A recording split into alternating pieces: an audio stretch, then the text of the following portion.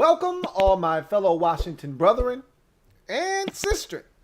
I am your man and resident Washington football team fan, Lou.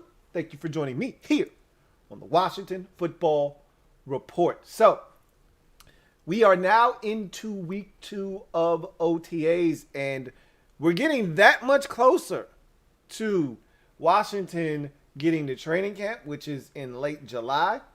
And we are, I think I saw somewhere, 100 days away from Washington's first contest of the 2021 season versus the Los Angeles Chargers in Washington at FedEx Field. So the excitement, as we talked about last week and the week prior to that, starting to build. I get more and more excited listening to these guys talk, and we've heard from a bevy of players over the last 2 weeks. We've really heard from a ton of players and coaches this week. We heard from both Jack Del Rio and Scott Turner this week. Scott Turner spoke this morning about the offense, his hopes for the offense, what things he looks to change from last year, some of the impacts of some of the players that they've added, the growth he's seen from some of the young guys that were here last year, things of that nature. So it was good to hear from Scott Turner. And remember, it was his first year calling plays last year. It was his first year being the guy, the OC, if you will. So everybody was on that learning curve last year. Everybody was being assessed. And I thought Scott Turner did a phenomenal job last year. There were some times where he dropped the ball. The Carolina game comes to mind. But again, everybody was pretty much brand new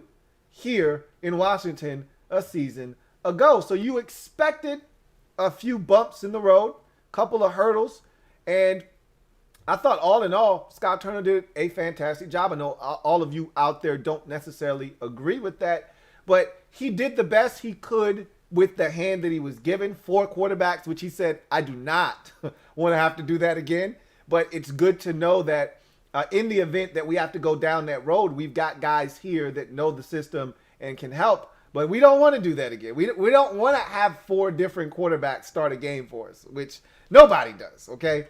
Obviously. But, you got to hear from him. You got to hear from Kyle Allen. Some guys that we haven't heard from in a long time we got to hear from this week. Kyle Allen, haven't heard from him since his injury, and he said, look, I'm not 100%.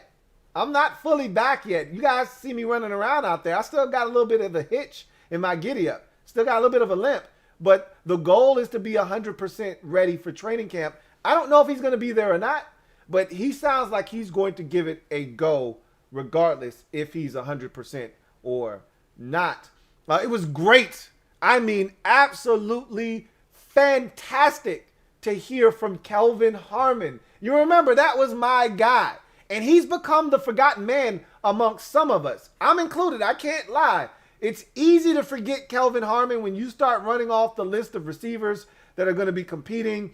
And when you start talking about, 5 or 6 guys you think are going to make the football team, it's easy to leave out 13. However, when he was drafted 2 years ago, I sat here and told you I thought he was a 2nd or a 3rd round pick. We got him in the 6th round, and I was elated. And we started to see flashes of what Kelvin Harmon could be at the back end of his rookie season. And then unfortunately, you have the torn ACL in the offseason preparing for the 2019 campaign, the 2020 campaign. He misses the entire season. And so now, essentially, he's a redshirt sophomore going into the year. And I'm excited for him, the opportunity. He's excited to get back on the field. He says he's even more explosive than he was prior to the injury. And he said he's shocked at his development and how far he's come and just how much faster he feels out on the football field. And he's like, look, it's hard to really quantify how much faster you've gotten when you're just running against yourself, when you're just running out there and it's just you. But getting amongst my peers and running around, I feel like I'm right there, if not, a little bit better than where I was prior to the injury. So good for him. I'm rooting for him, man. I'm rooting like hell for him because, again, I thought he had a chance to be a big-time receiver for us when we got him in the draft. And then the flashes I saw towards the end of the 2019 season led me to believe that, he could be, at worst, a third option, at best, a damn good number 2 in this league. I don't think he's a number 2 right now, but I can't say that for certain. Again, the sample size is extremely small, but one thing's for sure, a healthy Kelvin Harmon is a good Kelvin Harmon. And as he said, the thing I bring to the table, because everybody on the team has to find a way to carve out a niche for themselves.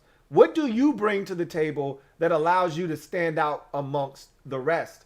And he said, look, the thing that I bring to the table is I can go up and get the 50-50 ball. I can make the contested catch. Also, on top of that, I'm digging out safeties, linebackers, whomever you want me to block, corners. I'm putting everybody's dick in the dirt. So I'm your guy. I'm the man for the job. If you're looking for a crackdown block, or you're looking for somebody to set a physical block, stalk block somebody outside, I'm the man for the job. And before he got injured, there was no one better on the roster at blocking down the field than Kelvin Harmon. And that's something that does not go unnoticed, okay? Coaches notice a guy when he's able to get a block, because the difference between a 15-yard run and a 55-yard run to the crib, a lot of times, is whether you're getting assistance outside from one of your teammates, most notably your wide receiver. So I'm excited about everything that's going on, hearing from these guys and listening to them talk about being excited. Cameron Curl talking about how he feels like he can play faster in year 2 because now he doesn't have to think as much and he knows what he's supposed to do. He's like, I didn't have these OTAs last year. Understand that last year when I showed up, the first time I got with all my teammates was training camp. I was a rookie, a 7th round pick. I was wide-eyed. I had no idea what was what, and I just had to pick it up. Obviously, they had those Zoom conference calls where they were quizzing the players and trying to get them up to speed, but there's nothing like actually being out on the field, live bullets flying, and making your mistakes on the field so that you can be corrected. There's nothing like that. There's no replacing actual, tangible experience. Being on the field and getting on the job training, there's nothing like it. So he's like, this is great for me. You know, I'm actually getting to fine tune some things and my head's not spinning this time around. So Cameron Curl sounds like he's locked in.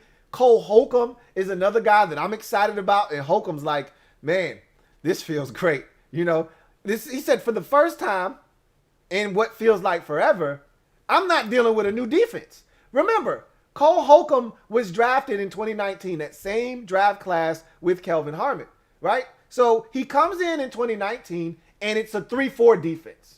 And his defensive coordinator was Greg Minuski, all right? And so he gets through that shit show. He had never played in a 3-4 defense before. And he comes in, and he learns a new defense, learns a new scheme, and adapts to what they're asking him to do. They get canned in the middle of the season. They switch to a 4-3 the next year. New defensive coordinator, new scheme. He's more comfortable because it's a 4-3, which is what he's accustomed to playing, which is what he did at North Carolina. Still, it's a new scheme. It's new verbiage, new terminology, and new defensive coordinator. And there's no offseason. So, second year player, second consecutive year, new defensive coordinator, second consecutive year, new defensive scheme, and he has to learn everything on the fly, essentially. So, it's like he's a rookie all over again. Not to mention he gets hurt week 1 versus the Eagles. So, that sets him back a little bit. This year, he's like, man, for the first time in my career, I'm in the same defensive scheme for the second year in a row. I've never done that yet. So everybody's comfortable. Everybody's going into year 2. If you were here last year, it's the whole gang is back together. Same offensive coordinator, same defensive coordinator, same head coach. There's not all of this, turmoil amongst people in the locker room, or there aren't all these stories lingering around. You got to answer questions about Trent Williams, or you got to answer questions about Dwayne, or this, that, and the third. None of that stuff, ancillary stuff in the background, none of that background noise. And there are no changes, okay? There's continuity being built. The excitement for just that alone is building for me. When I listen to Cole Holcomb talk about how comfortable he is, more comfortable he is, in year 2 of the same defensive scheme, something he hasn't done before. When I listen to Cam Curl say, man, this is night and day different than what it felt like last year coming in, I'm getting excited. I mean, the grin is starting to show up on my face, okay? And that's why I told you guys last week, and I have to tell myself this. I remind myself this every time I listen to these guys speak, or I listen to a coach speak, or I listen to somebody talk about how it's our division. Like today, I was reading a tweet. I want to say it was from either J.P. Finley, it was from John Keim, or it was from Ben Standing, one of the guys that are on the beat for the Washington football team. And they had Brian Baldinger on their podcast. I can't remember which one of them it was. But Brian Baldinger, the quote that that particular beat writer took from the interview they had with Brian Baldinger is that, quote unquote, it's Washington's division to lose. Meaning, we're the best team in the division. We won it last year. And the only way we don't win it this year is if we don't win it this year. So when someone says it's your division to lose, it means you're the best team, you're the front runner, you're supposed to take care of business, and if you don't, it's because you didn't do something right. That sounds good. It feels good to have people saying this, and this is what I said last week. You have to take all of that stuff in, and I'm not telling you to run away from that. Embrace it, but also make sure that you don't go all the way to the other end of the spectrum with it. That's where some of you fall victim and prey to all of this praise, is that you believe everything you hear, it blows your head up, and then you start talking crazy. You start talking about, Super Bowl this and 13-4 that, and I'm like, whoa, wait a minute. Calm down there. I do think this team has tremendous potential. You know where I stand. I think this team could be. I don't think it will be, but I think this team could be a double-digit win team. Again, everything for me hinges upon Ryan Fitzpatrick. That's why I'm so reserved. That's why I refuse to go out on a limb and be bullish on this team, because I know a lot of you keep trying to convince me, but Louie, look at the numbers. Look at what Fitzpatrick has been doing. Last couple of years of his career, he's playing the best football. I acknowledge all of that. I do. But every time I sit back and I look at Ryan Fitzpatrick and I look at his career and I say to myself, it could be fool's gold. You could be setting yourself up for massive disappointment. And he's never been to the postseason. And until that changes, and it could. But until that changes, I don't have a lot to go off of. In fact, I have nothing to go off of because he has no playoff experience. That could all end, though. That could end this year. And that's why people are excited about Washington. If Fitz comes in here with all the talent, obviously we have to stay healthy. Health is of the utmost importance. It is paramount to our success. We stayed relatively healthy last year. We had some nicks and some bruises like everybody else, but for the most part, compared to our past, compared to 2019 and 18 and 17 and 16 and so forth, when we were banged up and among the most banged up teams every single year. Last year was mild. Last year was fantastic. Even, when you really think about it, you had Landon Collins go down for the season, and you had Jaron Christian go down early in the season, and Brandon Scherff go down early in the season, but he came back. So really, of 22 starters to kick off the season, you had Ioannidis and Landon Collins go down and not return, and then Jaron Christian go down, and we didn't miss a beat when he left the lineup. So, that was really it. You had Antonio Gibson get injured with the toe late in the season. You had Terry dealing with, I think, a couple of ankle injuries. But those guys gutted it out for the most part. Cole Holcomb had an injury early in the season. He battled through it. I think he had one late too.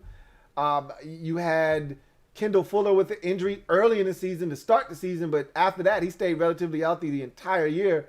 The safety position was the one position that, and obviously left tackle at one point when Christian got injured, and then Lucas got injured, and Morgan Moses had to switch over there. We did have some issues at left tackle, but again, I thought we navigated the injury bug pretty well last year. Knock on wood. I'm going to go ahead and knock on that right now in advance.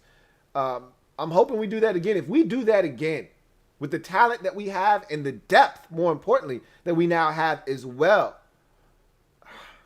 it's hard not to get excited. Now, let me say this, because Marco Polo, I just saw one of the comments down in the comment section, and Marco Polo said Samis Reyes is a beast.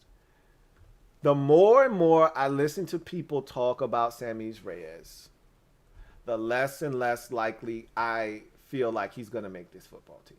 And that's keeping it a buck. Like, I told you the expectations for him should be low. I thought he was going to make the football team just because we didn't have anything at tight end. That's the biggest reason why I said he's going to make the team. Who's stopping him? Well, they've went out and acquired tight ends now. You know, when we acquired him, the draft hadn't taken place yet. So there was no John, Bates. You know, there was no, what's the guy we just signed from, shucks. It's got like 8 names. The tight end that we just signed from Arizona. I think he was in Arizona last. Might have been in Cleveland. I think it was Arizona last. You know, and then obviously Tamarick Hemingway is another guy that we should not discount. So I looked around and I said, who's stopping them from making a roster? Well, they drafted a guy in the 4th round in John Bates. They just added a tight end, and they've got Tamarick Hemingway still on this roster. They got a bunch of other guys like Tyrell Swoops. Well, I don't think he's going to make the football team, but Ricky Seals-Jones, thank you, Awesome 4000 and J-Mart. Chaos C, all of you guys, Booby, all of y'all, thank you for that. Ricky Seals-Jones is the name I was looking for. So they've added more depth, and I think they added Ricky Seals-Jones just to make sure that they've got 3 solid tight ends on this football team. I don't think Samis Reyes is going to be one of them when it's all said and done. I think they feel like they're going to be able to get him onto the practice squad. I cross my fingers that is the case. A lot of times I'm overly paranoid about other people snatching up our stuff when you let it hit waivers after the end of training camp. Last year it was so easy to get your stuff onto the practice squad because nobody was able to see your stuff in the preseason. So it was easy to just hide your stuff and say, hey, nobody else knows what's going on over here other than us in practice, so he's safe with us. This year, there's going to be a preseason. There's going to be tape. I don't know if they're going to have that same rule last year. Remember last year, you could protect like up to 3 players, I believe it was, each and every single week on your practice squad that couldn't be poached away. I don't know if that's the case when you cut your roster down to 53, however. Like, you don't get to just say, all right, we're going to cut, 10 guys to get us down to 53, but 3 of these guys, they're going straight to the practice squad. You can't touch them. No, those guys have the ability to sign with other teams first, once they clear waivers, and then you put them on the practice squad, then, and only then, you can start to protect them. That's how I think the rule works. If that rule is back this year, I don't know if that rule will be in effect. That was more for COVID purposes. I didn't hear of them making that a permanent rule change or them experimenting with it an additional year, but that's nor here nor there. The bottom line is if he doesn't make the team, he's going to have to clear waivers, and he's going to have to want to be back here in Washington. I think he wants to be in Washington. That's where he lives. That's where his family is, his girlfriend, so forth and so forth. This is where he wanted to be. This is where he's getting his coaching right now. I think he's going to be more comfortable staying in Washington and maybe having an opportunity, maybe, down the road this season to get on the roster if something were to happen at the tight end position, or being kind of directing his energy towards being ready for the opportunity next year to make the football team. And that's what you usually see with the guy that didn't play. And this guy hasn't played. And Scott Turner said this. He hasn't played any football of any kind. Like, he's still learning the rules of the game. Okay? And it's not like he's playing a position like offensive tackle where there's not as much involved. There's a lot involved in technique and things of that nature, but it's not like he's playing the, running back position or wide receiver or something where, he's a tight end. So there's run game, things that he's got to get down. There's key points and blocking points that he needs in the run game. Then he has to have those same things for the pass game. So there's different keys and different techniques that are used to protect in the pass game that he's got to be able to digest. He's got to learn the play calls. And he's a smart guy. If you listen to him talk, you understand he's a very smart guy. But, it's a big learning curve for someone who's never played again. He's still learning the rules. So it's going to take some time. We'll see what happens. But I'm excited. Needless to say. And listening to the guys, I'm just telling you right now, the swag is on 1,000. Like, these dudes are confident, man. They're not cocky. But we talk about athletic arrogance all the time, and you got to have that to be successful. These guys, the swag is on 1,000, man. And I'm going to tell you right now, a guy whose swag has definitely elevated the swag of those around him is Ryan Fitzpatrick. He's always had swag. Doesn't matter where he's been or who he's been around. He always stands out amongst a crowd. So his swag has never been in question. And I can tell that he is definitely elevating the mindset of those around him. I think guys are really buying in. Brandon Scherff was way too excited about Ryan Fitzpatrick. I mean, you could tell he absolutely loves Fitzpatrick. Listening to Terry talk today, he's already building a rapport and a relationship with Ryan Fitzpatrick. And I hear that with other guys. It's really something that is starting to catch on, that Ryan Fitzpatrick is having an impact. He just got here, and he's already starting to have an impact. Listening to Heineke, listening to Allen, he's having an impact in the quarterback room already. And they're teaching him stuff. Remember, those guys know the playbook more than Ryan Fitzpatrick at this point. But, he's a quick study. He's a Harvard guy. And he's been in 97 different systems. So he's going to pick it up rather quickly. But there's still some things that these guys know and are more comfortable with than he is. And so it's been a mutual, beneficial relationship. So there's a lot of things that I can say definitely has gotten me excited to this point. But I digress. Let's talk about what you guys want to talk about. Let's get to the comment section, see what's out there, and then we'll go from there. And first and foremost, I want to thank every single one of you for joining me tonight. I know there's playoff basketball on that you could be digesting right now, and you may be doing both simultaneously. Whatever floats your boat, I'm just glad you're here kicking it with me, your man Louie T. I so appreciate you for all that you guys do for me and the brand here on the Louie T Network. So thank you. If you haven't already done so, please hit the like button. Subscribe to the Louie T Network for more great content. Turn on your notification bell so you don't miss a thing.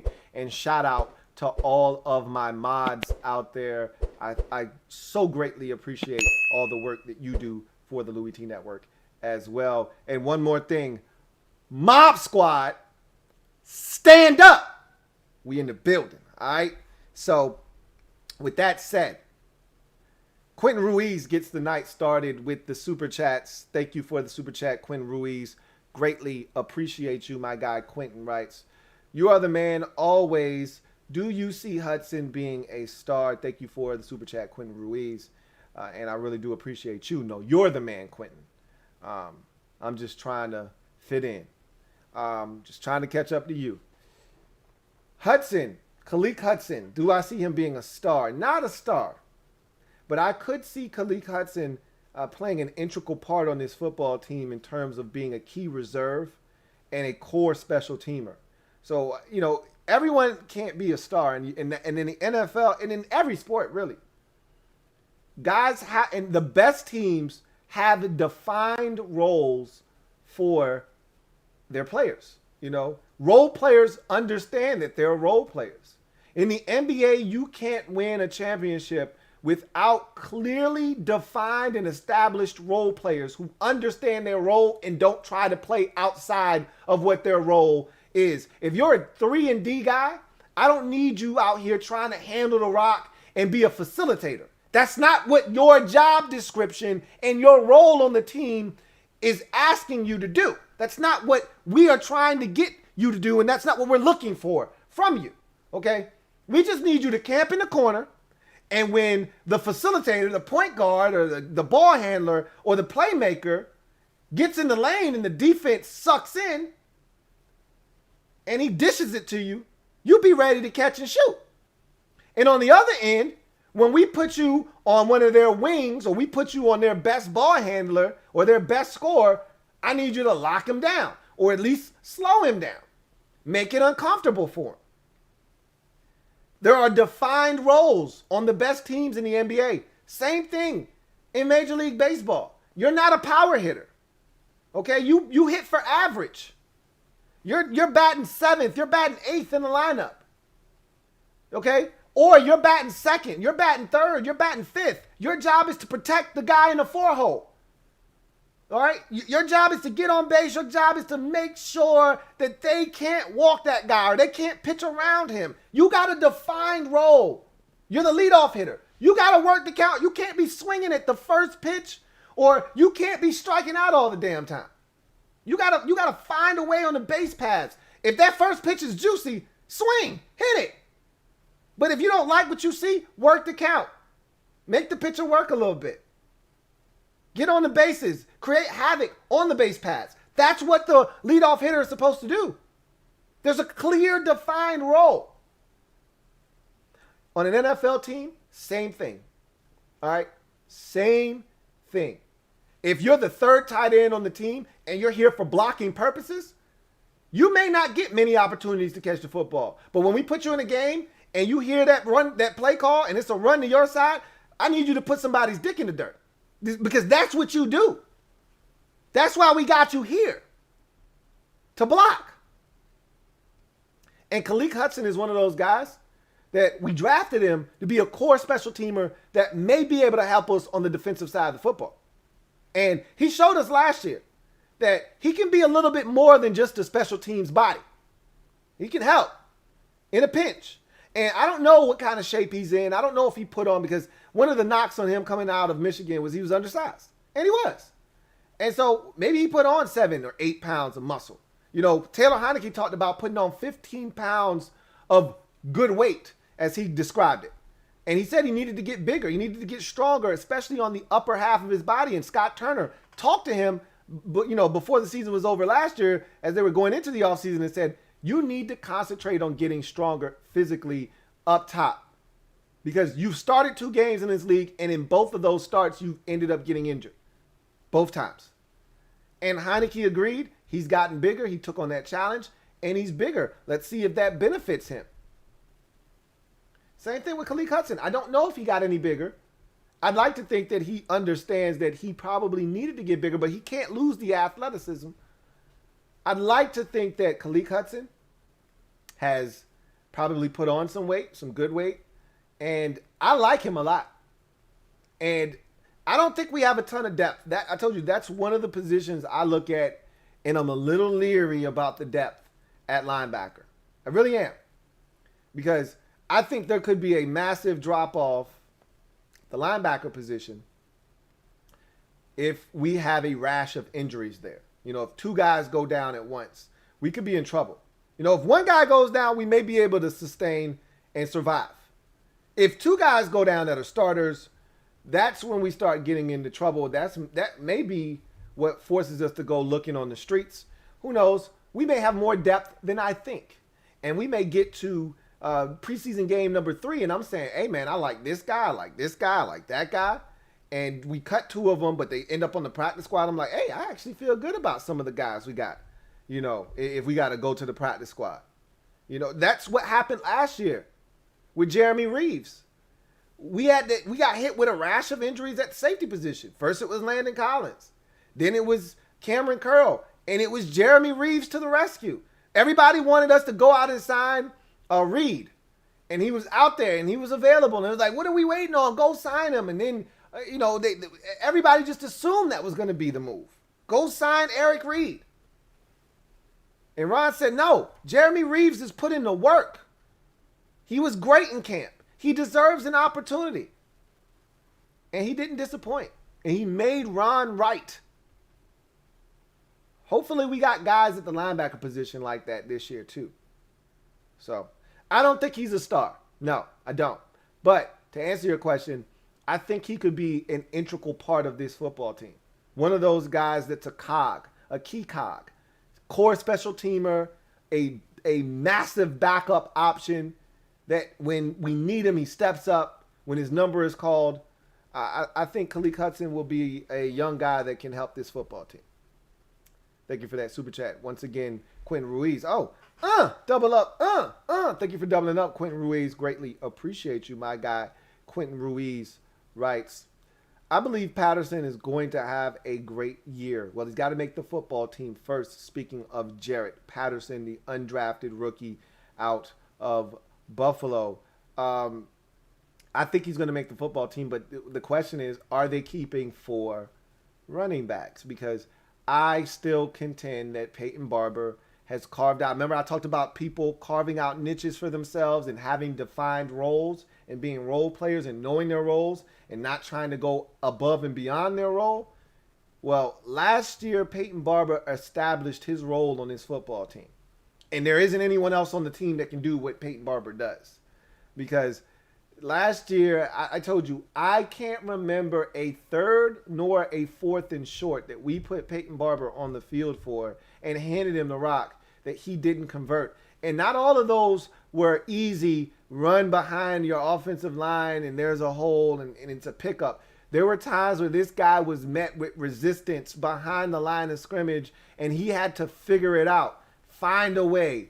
Your grit and toughness and your determination and will against that defender, find a way to get that yard. Find that way to get those 2 yards. It started in week 1. You remember that 4th and 2 from the 3-yard line?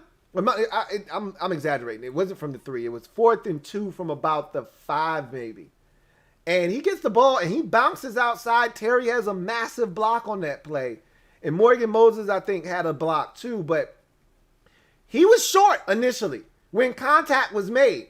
Yet he got hit, took the contact, kept his balance, and then dove forward and got the first down.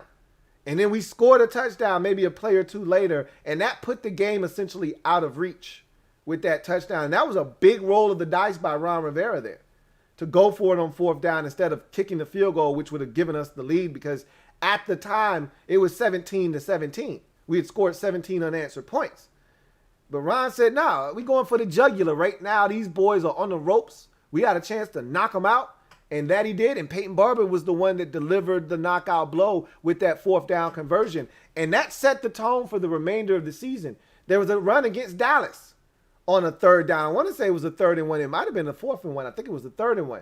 Where I don't know how the hell he got it. He got hit in the backfield not once but twice. Turned his body, contorted, fell backwards, kicked his legs forward, and then dove with the ball and he didn't have to do all of that just to get 1 yard. But he got it.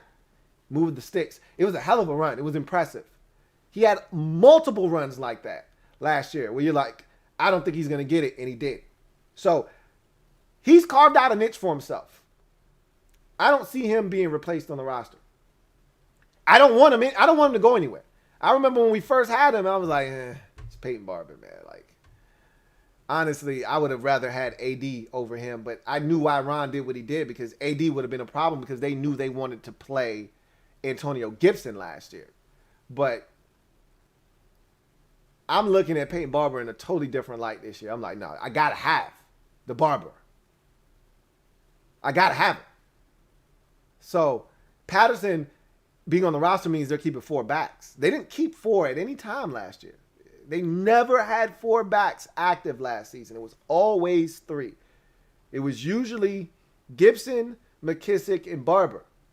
And when Gibson went down, remember, it was McKissick, it was Barber, and then they elevated Lamar Miller late in the season.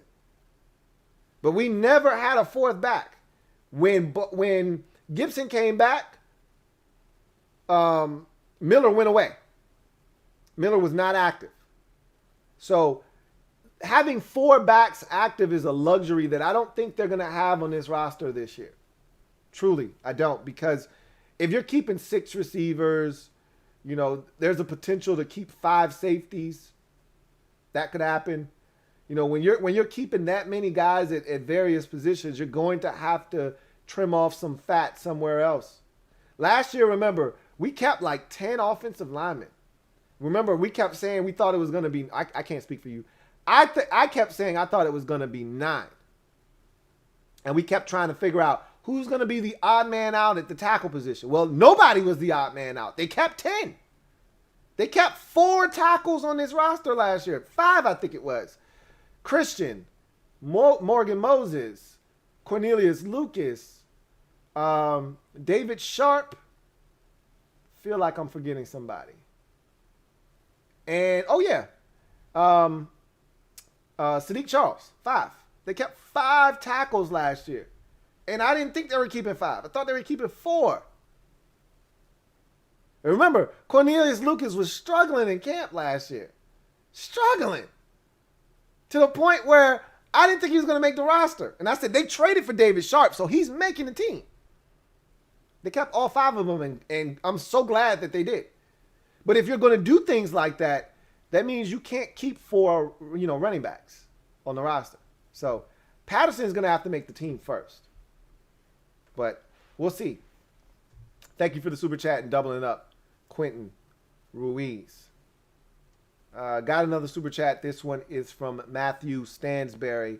Thank you for the super chat. It's Matthew, greatly appreciate you, who writes, nice shirt. Thank you, Matthew. He says, button up, keep up the great work. I like that. Button up, I ain't mad at it. I ain't mad at it at all, Matthew. Appreciate you. Thank you for the super chat and the support, Matthew Stansberry. Got another super chat. This one is from, let's see, Dwight Phillips. Thank you for the super chat. Dwight Phillips, greatly appreciate you. My man Dwight Phillips writes, D from Philly. All right, D. Got you, bro. Received my shirt. Love it. Great quality. Thanks, Louie. I told you you guys are going to love the shirts. That's the one thing that I always make sure is that the quality is top notch. Like anything that you get from the Louie T Network, anything with the branding on it is essentially a representation of what we do here. And everything we do, I try to do it to the highest quality and the highest, to the best of my abilities and to the highest of my quality that I have in my arsenal. And so that, the any merch or anything, any content that comes out of here is an extension of me. So, the shirts, I swore by them. I told you guys that, and that's for any of the merch, the Louie T Network merch, the Ron's Plan merch. I got some more merch coming down the pipeline here shortly, because like I said, we're going to continue to pump out this merch, and we're going to continue to push the envelope, because we changing the game over here, man. And I can't do it by myself. I need y'all to help me do that. And so we got more merch coming, and I told you, I wanted to set the table so that if I purchase something from Louie T and the Louie T Network, it's going to be of high quality. So I'm glad you enjoyed the shirt. I'm glad that you feel like it's great quality, because I most certainly feel like it's great quality, and it's a dope shirt. And I told y'all that when, I first showed it to you guys. It's a dope shirt. Get you one. And I'm glad so many of you supported and got the shirt. So glad you received it. And again, if you're out there and you got a shirt and you feel comfortable doing this, snap a picture with you having it on. Send it to me, man. I would love to see it. I'd love to be able to put a little collage together of all of the happy LouieTeeNetwork viewers that, have gotten some kind of merch and are pleased with their item. So thank you for that, Dwight. And I really do appreciate you, D, from Philly. Got another super chat. This next one is from Poopin' for Noopin'. Feels like it's been a while, Poopin' for Noopin'. I remember you used to just comment just to get me to say Poopin' for Noopin'. What's going on, man? It feels like it's been forever. So good to hear from you. And I thank you for your generosity, man. I really, really, truly do. Thank you so much for the super chat, Poopin' for Noopin', who writes, not much to say, just want you to say my name on air. So look at that. That's crazy that I just said that. I hadn't even read the comment attached to the super chat. I just saw your name, and I quickly just remember you always having a big laugh at my expense for having to say Poopin' for Noopin'. So, I mean, even me saying it now still makes me laugh. He said, just wanted you to say my name on air again. Good content as always. Thank you so much, Poopin' for Noopin', man. Really do appreciate you. And thank you for the support as always. I really do appreciate you. Got another super chat. This one is from G Style. Thank you for the super chat, G Style. Greatly appreciate you, who writes, I really enjoy your content. This year is like playing Dynasty mode on EA College Football. Tough cuts. Isn't this the first year that EA Sports brought back the college football series? Isn't this the first year? I believe. Don't get me the line. I haven't played, any kind of sports game in forever. I don't play a lot of video games these days anyway, but when I do, it's usually a fighting game. Most notably, Super Smash Brothers. So I'm not playing a lot of sports games these days, but I think EA Sports College Football came back out for the first time this year, I think. And I know a lot of people were excited about that. However, it's going to be some tough cuts for sure, man. I mean, obviously we got to get to camp and we got to have everybody be healthy. But assuming health, I went through the roster. I went through that exercise last week just to kind of get you guys in the frame of mind of thinking just how tough this process is going to be. This is what you want. You do not want the alternative, which is what we've dealt with the past, 10 years, essentially. That's an exaggeration. We had talent in 2015. Most of it was on the offensive side, however. We didn't have a ton of it on the defensive side of the football, but there was talent on that team in 2015 with Pierre and Deshaun and Jordan Reed. And so there was stuff on this team then, I don't want to make it seem Trent Williams was on that team. I don't want to, Brandon Scherff and Morgan Moses. Like, we had stuff on that particular team and Chris Thompson, but most of it was on the offensive side. There wasn't a lot of defensive guys that got you excited on that 2015 team. But really, since 2015, and I guess most of those guys were back for the following 16 season. That's probably the last year we had any semblance of talent, for real.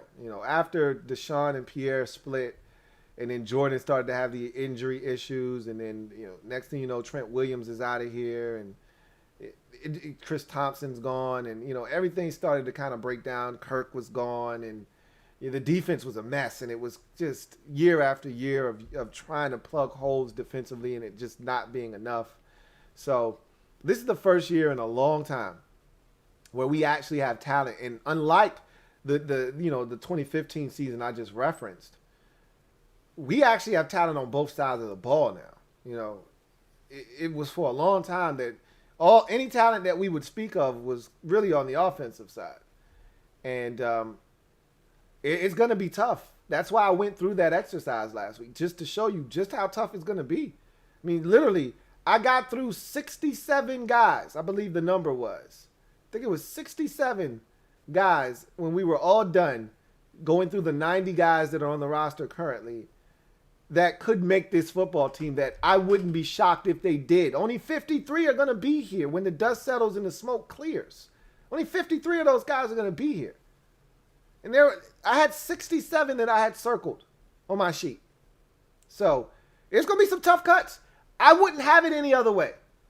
The alternative is there's not enough guys that should be here, so guys that shouldn't be making your football team that probably shouldn't even be playing in the league or on your roster.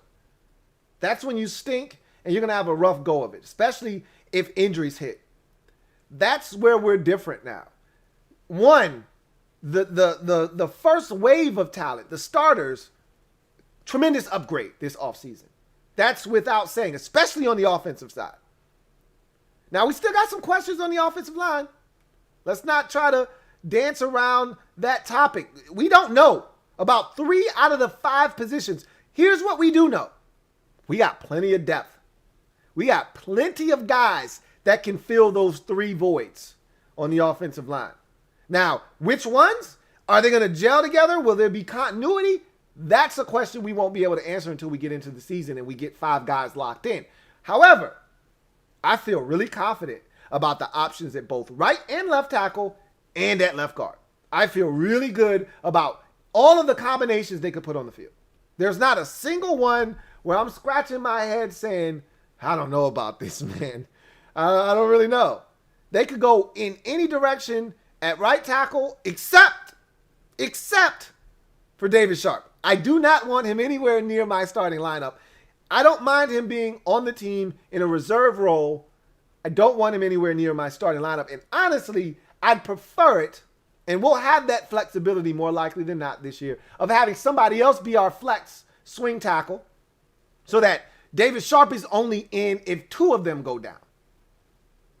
So, outside of David Scherff, any of these guys can start at tackle for me. I don't have any issues. If they say, hey, Sadiq Charles is playing his ass off, we'd like to give him a shot at left tackle. Cool. Let's see what Sadiq got. Got no problems with it. If he doesn't get it done and they say the next guy up is Cornelius Lucas, all right, let's do it. If they say next guy up is Charles Leno Jr., all right, I'm fine with it. Let's roll. Same thing on the right side. If they say, hey, first crack is going to be the rookie, going to give him a shot, Sam Cosme. All right, let's see what you got, Sam. If they say, hey, Sam doesn't look like he's ready yet, all right, we're going to throw Cornelius Lucas over there. Never, ever trust a man with 2 first names. All right, Cole Luke, let's see what you got, bro. Right side. Hold it down. I just love the fact that we have that versatility. We haven't had that in past years. Same thing at receiver. We got literally 6 guys, and we probably got another 2 or 3 that could make this football team that probably won't. But the depth is there. They're going to end up keeping 2 or 3 of those dudes on the practice squad more likely than not. We'll have depth at receiver, even on the practice squad. So I'm excited. I'm excited about this. We even got depth at quarterback. That's not a position you really want to have depth at necessarily because you really don't want to tap into that depth. But worst case scenario, I'm confident in both Kyle and Taylor Heineke getting it done. If need be, if we have to call on either one of those guys. They showed the ability to be able to steady the ship. May not be able to go out and win you a ball game per se. Heineke, I don't know. He showed a little something last year. Allen, I'm not quite certain. Not as certain about him going out and winning you a game and putting the team on his shoulders. But he showed he can manage the hell out of a game. Give you a chance. So, I don't know. Thank you for the super chat, G-Style. Really do appreciate you. Got another super chat. This one is from my guy, BD. Thank you for the super chat, Barrett Downing. Greatly appreciate you.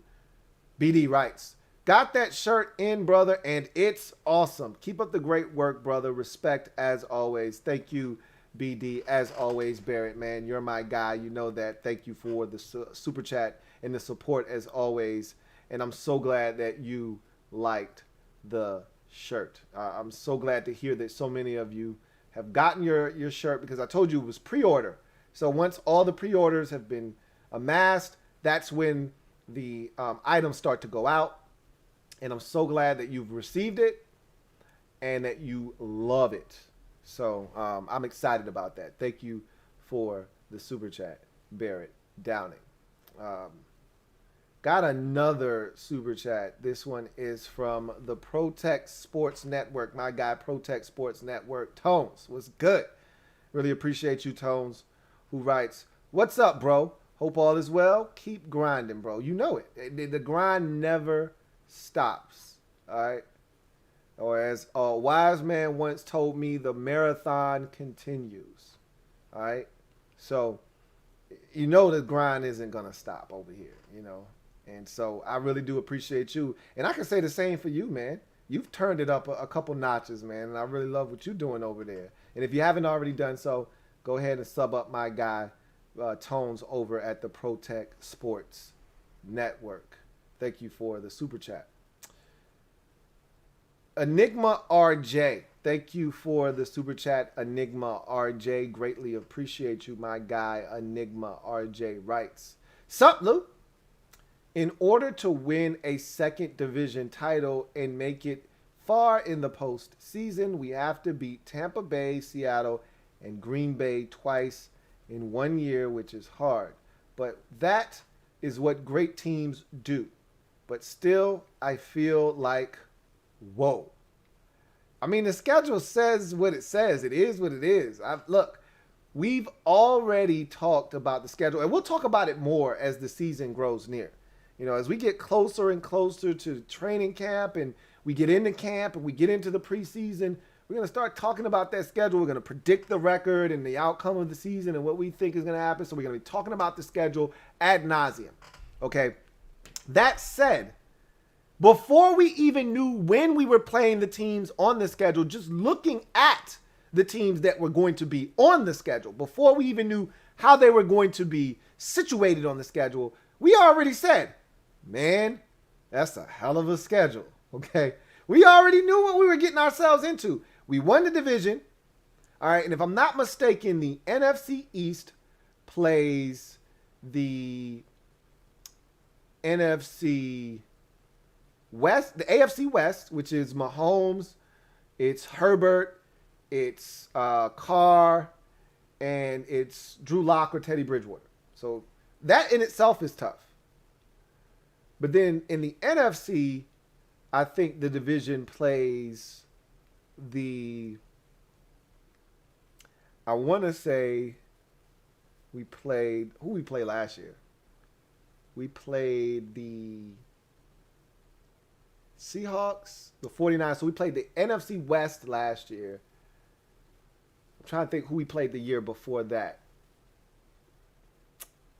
I want to say we got the NFC North this year. Maybe it's the South. Carolina, Atlanta is on the schedule. Carolina's on the... Yes, we got the NFC South, if I'm not mistaken. Because I believe Carolina and Atlanta are on the schedule, and Tampa Bay's on the schedule again. So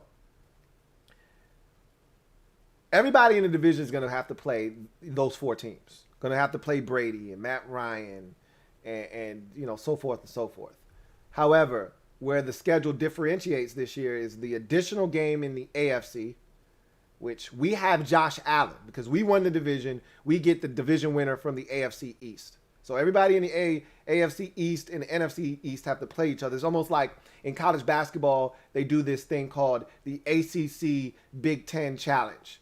And so, you know, Duke will be playing Michigan State, and North Carolina will be playing Maryland, and, you know, they square off, and then you keep count. If the ACC wins a game, they get a point. If the Big Ten wins a game, they get a point. Similar to that, except we don't want our division to get any points but us. We want the New England Patriots to beat Dallas because they finished third in the division, and New England finished third in their respective division. So those two teams are going to play each other. We get the short end of the stick because we won the division, which I'm not complaining about.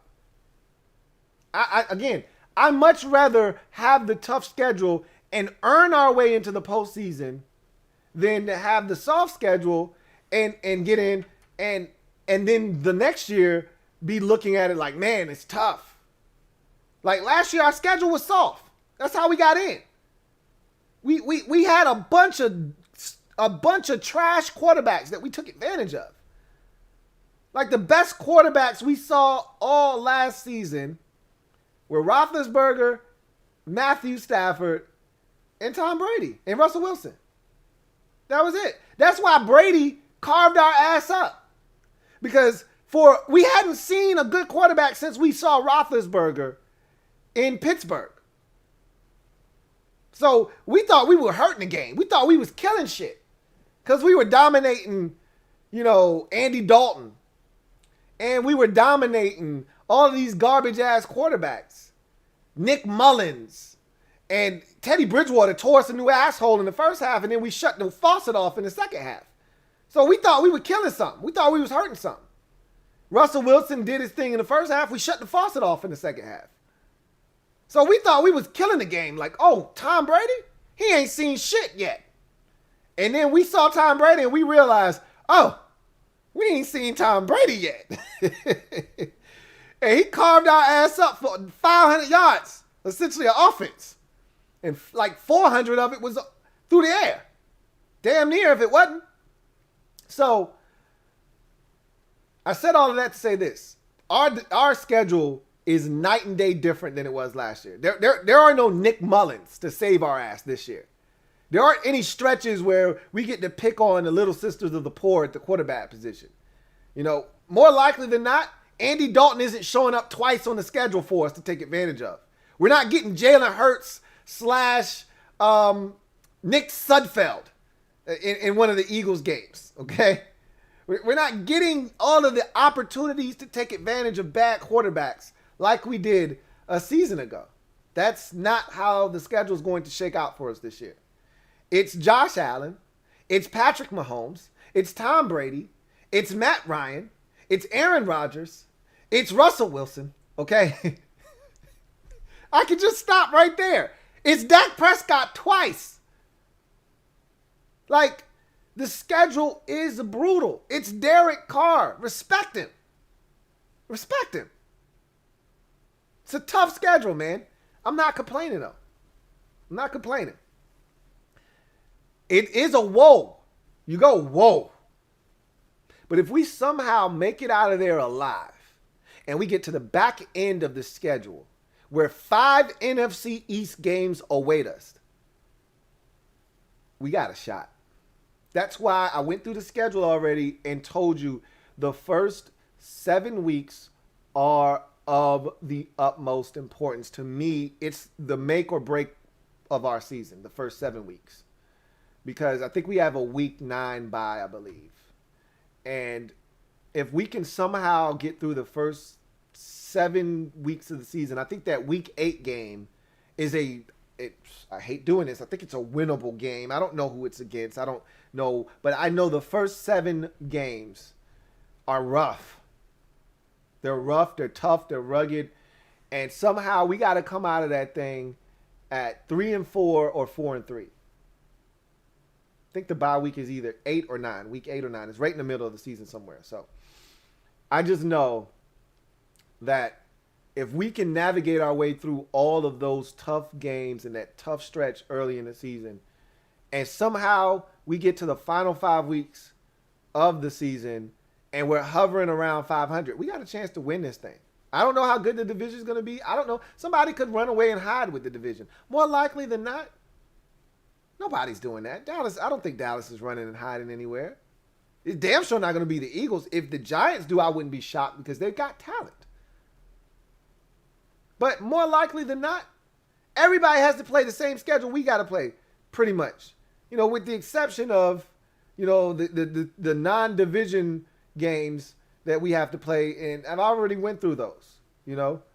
We play the AFC West, and we play the one game in the AFC East. In the NFC, we got one game different than everybody else in the AFC. That's the AFC East games that I just talked about. And then we got 2 games different from everybody because of us winning the division. We get the division winners of the 2 divisions that we don't play in the NFC. So that would be Aaron Rodgers, because the Packers won the NFC North, and that would be the Seattle Seahawks because Russell Wilson and the Seattle Seahawks won the NFC West. And all the other teams would get the respective teams that finished in the same exact spot that those teams. We actually catch a break. Well, we don't get the benefit from it because the Buccaneers didn't win the division. So it would have been nice to say, hey, we're getting the Saints. Meanwhile, somebody else has got to play Tampa. Well, we all got to play that division, so we don't even get the benefit of that. So it is what it is. Yeah, it's going to be rough, RJ, but I wouldn't have it any other way. You know, we think this defense is good. They're going to have to prove it this year. There will be no free passes. They're going to have to earn it. We're going to find out what this defense is made of this year.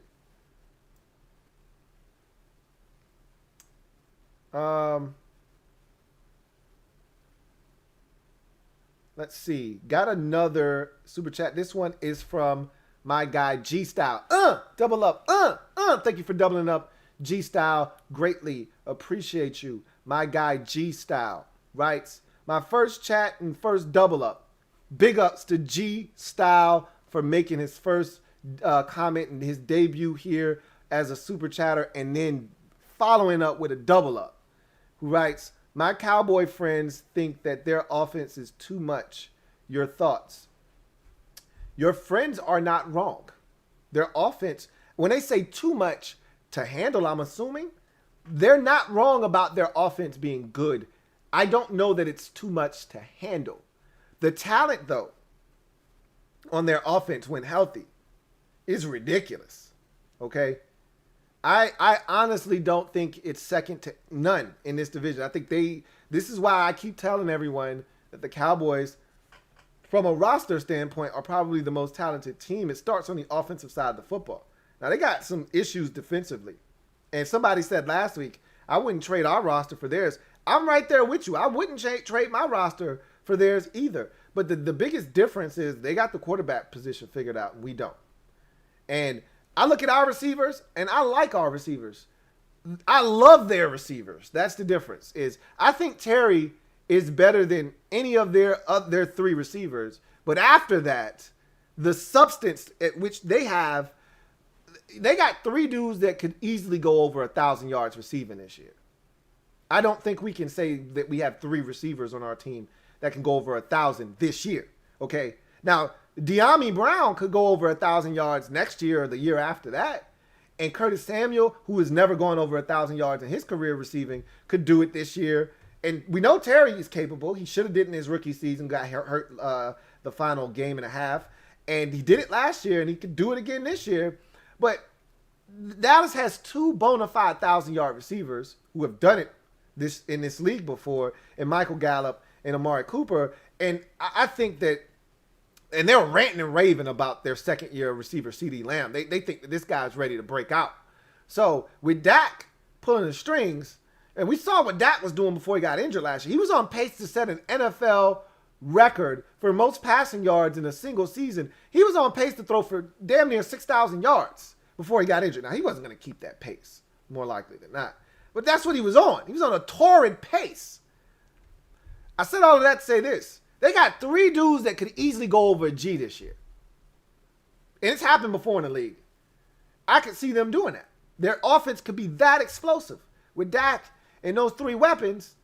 And then you add into the mix Ezekiel Elliott, and we'll figure out if their head coach, their offensive coordinator, can figure out a way to get Ezekiel Elliott more involved in the offense. That said, he's another weapon. We saw flashes of the backup running back from Memphis, Pollard, last year. He's really good. Tony Pollard is really effing good. Like, the Cowboys have talent on offense. I don't know what the offensive line is going to look like. Don't know if they're going to get healthy, and just getting bodies back from injury is going to fortify the offensive line. I don't know all of the moves. I've been keeping tabs on them like that because I told you this before.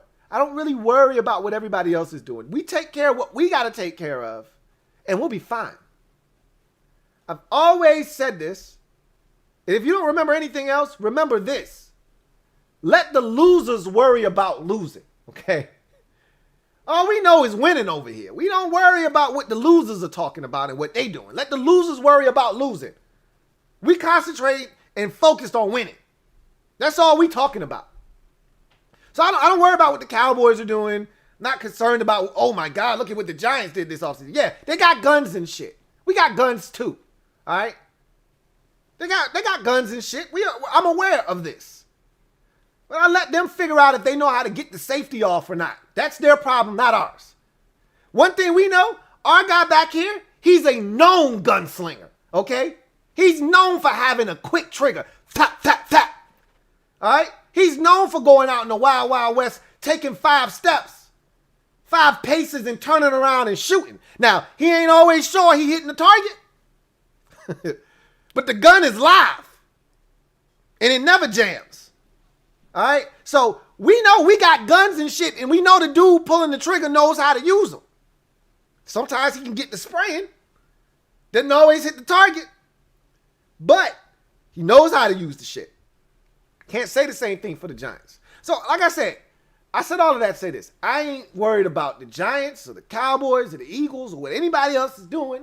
I'm just worried about us. We take care of our business. We the champs. The champs ahead. The champs ahead.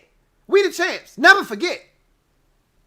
Till somebody takes it from us, it's our division. So, with that said, I look at our situation, and we had a top 5 defense statistically last year, and I'm saying, you got to come and get us. Now, it's a new season. So the top 5 rating from last year, that shit don't carry over to this year. Nobody steps into the season and says, oh shit, top 5 Washington defense. No, that was last year. That was Ronald Darby, and that was rookie Cameron Curl, and that was a totally different defense. What you got for me this year? Or, as I always tell you, as a wise woman once told me, what have you done for me lately? Do, do, do, do, do. Ooh, yeah. What y'all do for me lately? I don't know.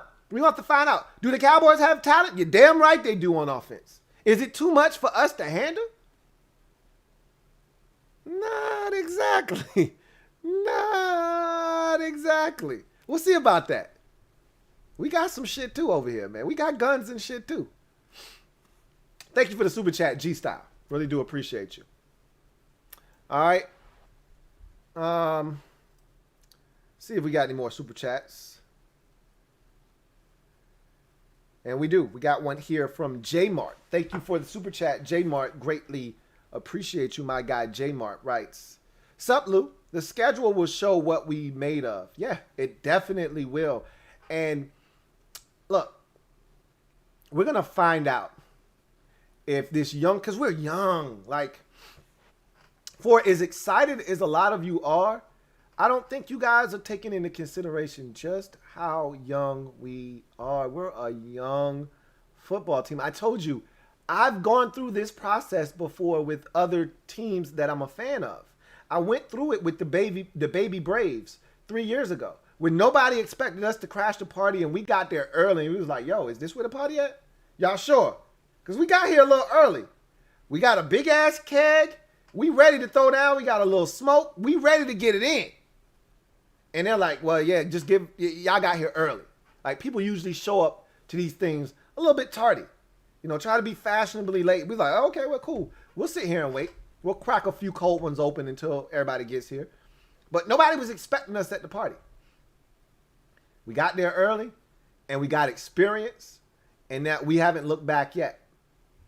Memphis Grizzlies. It's my favorite basketball team. We got to the bubble last year. We made it to the play-in game. We fell short. This year, we got back to the play-in game again, a year early. I think everybody was expecting us to be in the playoffs next year, not this year. But we got back to the the play-in game tournament, and this time we learned from the experience of playing in it last year, and we found a way to win 2 games. We got into the postseason. We won a game, and now next year, I think those boys are ready. They're battle-tested. They know what it takes. They're ready. Last year, I don't think anybody was expecting. First of all, the division was ass, which really helped us.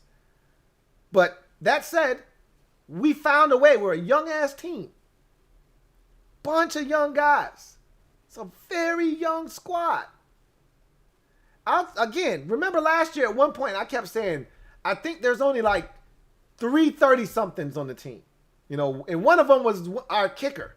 I think it was Tressway, Ryan Kerrigan, and Alex Smith were like the 330-somethings on the roster. We didn't have any other guys that were over 30 on the squad. It's the same thing this year. We don't have a bunch of 30-somethings running around. Kerrigan's gone. Smith is gone. And so it's Tressway, and I want to say it's Ryan Fitzpatrick, and that might be it. I think Brandon Scherff may be pushing 30. Morgan Moses, if he was getting close, his ass is gone. I don't know if we got many more 30-somethings. Lamar Miller, I don't think he's going to make the football team. He's probably pushing 30. I don't know if he's quite 30, but he's probably knocking on the door.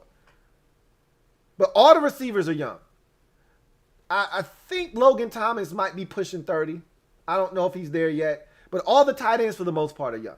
All the running backs, for the most part, are young, except for Lamar Miller, as I just mentioned. All the offensive linemen are young. I mean, Scherff is the elder statesman. I don't think he's quite 30. He's getting close, but I don't think he's quite there yet. Everybody else is young. Charles Leno may be getting close, but I don't think he's there yet. You flip it on to the other side of the football. You know, defensive line is all young. We know that. We don't have any veterans. Now that Kerrigan's gone, we don't have a single, long-term vested veteran on that line. And all of these guys are still on their rookie contracts on the defensive line. The linebackers, John Bostic, may be 30. He may be 30. He's been in the league quite a bit. He's probably pushing 30 if he's not already there. That's it. Everybody else at the linebacker position is young. We got a couple of guys that they may have brought over from Carolina. Mayo isn't 30, though. I don't think he's 30 yet. Then you get to the secondary. Again, bunch of young guys. Landon Collins is the elder statesman there, and I don't think he's 30 yet. I think he's probably 28, 29, somewhere in that general vicinity. So I said all of that to say this. We're young. We're a young team. I bet you we're among the youngest in the league. I bet you if you take the average age of all the players, I guarantee you we're in the top 5 of youngest teams in the league. And so that youth is great because they don't know any better and they're well conditioned and the future is bright, but they're also inexperienced. They haven't been battle tested. So when you play against the Mahomeses or the Rodgers, those guys take advantage of young teams. That's why Brady scorched us last year. Oh, y'all young, y'all dumb, y'all wet behind the ears, your breath smell like Similac. Oh, y'all funny, y'all trying to play this inverted cover 2. Y'all don't know what the hell y'all doing. Let me show you how to take advantage of that shit. Antonio Brown up the sideline, wide ass open, walk-in touchdown. Oh, got you confused? You're supposed to be in man-to-man coverage? Okay, I'm going to take advantage. Let me show you how it's done. I'll show you how to do this, son.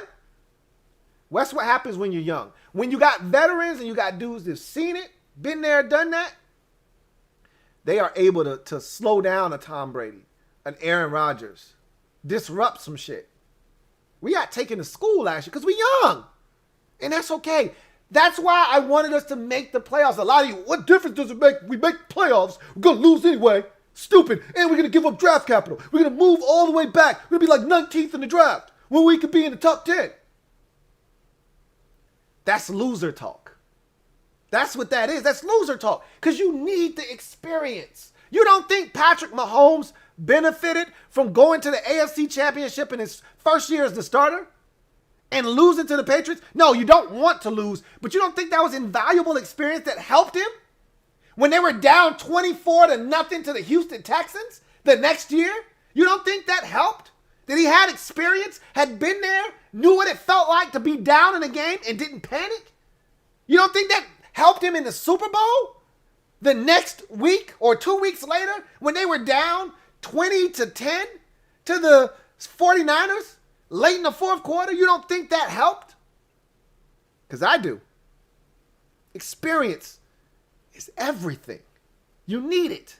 It's rare that a team goes from not having made the playoffs in 3 or 4 years to just Super Bowl. It can happen. I'm not saying you catch lightning in the bottle. It can happen. It's rare. It's rare. You got to take your lumps, man. You got to take your lumps. And then you become ready. You become playoff hardened and seasoned and ready. So when adversity hits, you aren't moved by adversity. You are unwavering in your resolve. And we got a little bit of that last year. They learned, like Chase Young, I want time. I bet you he won't do that shit again. Yeah, he was excited. We were all excited. I bet you he won't do that shit again. You learn, you live and you learn.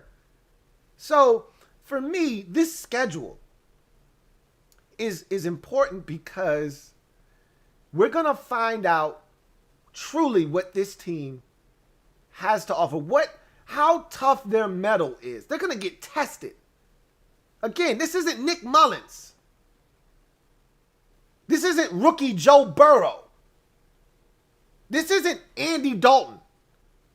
This isn't JMU. This isn't Jalen Hurts. No, we're getting some real heavy hitters this year on the schedule. So, are you going to put up or are you going to shut up?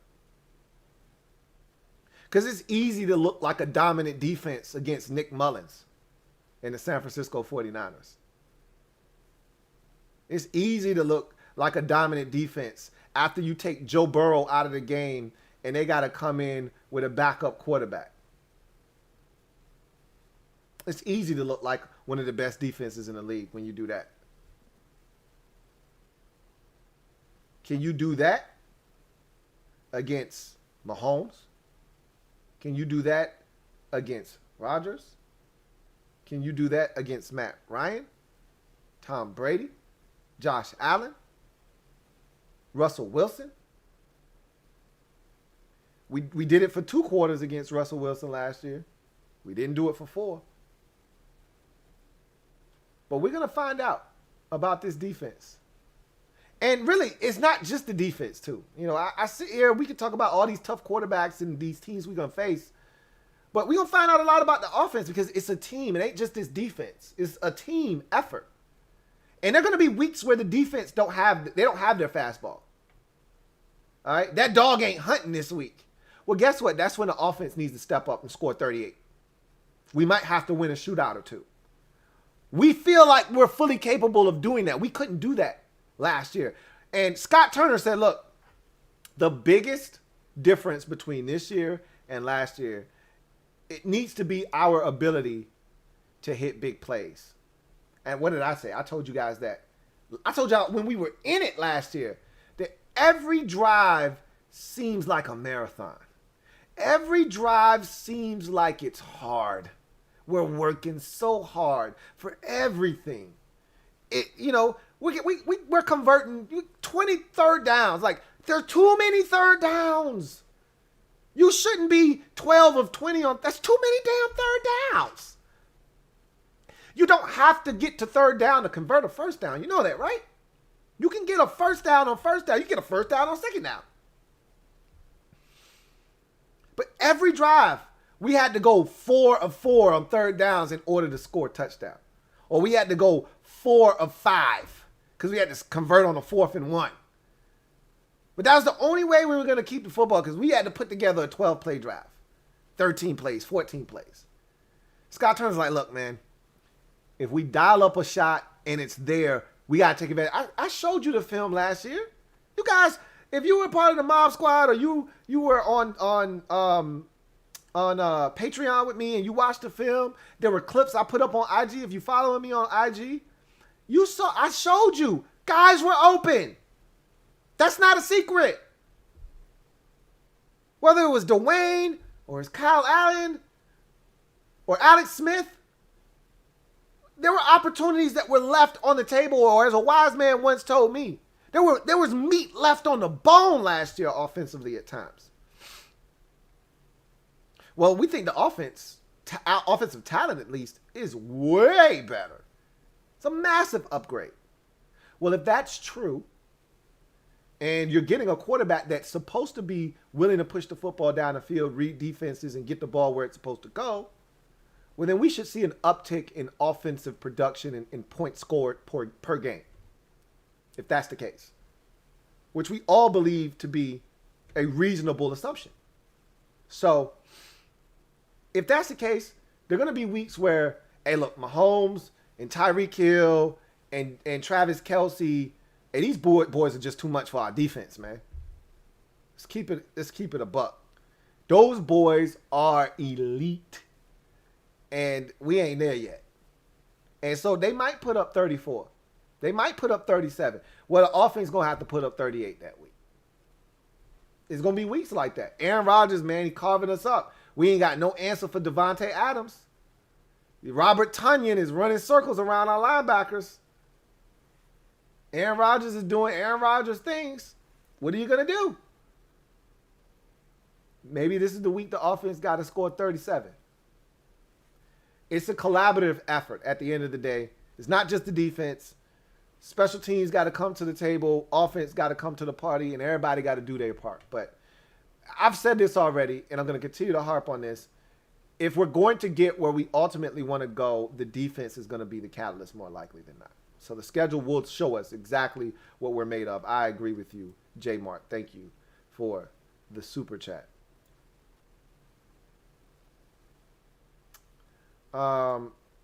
Let's see. Got another super chat. This one is from I think this one is from Condoleezza Perry. Yes, it is. Condoleezza Perry. Thank you for the super chat. Greatly appreciate you. Condoleezza Perry. Right. Sup, Lou? What are your thoughts on Scherff's comment the other day regarding his future here with the burgundy and gold?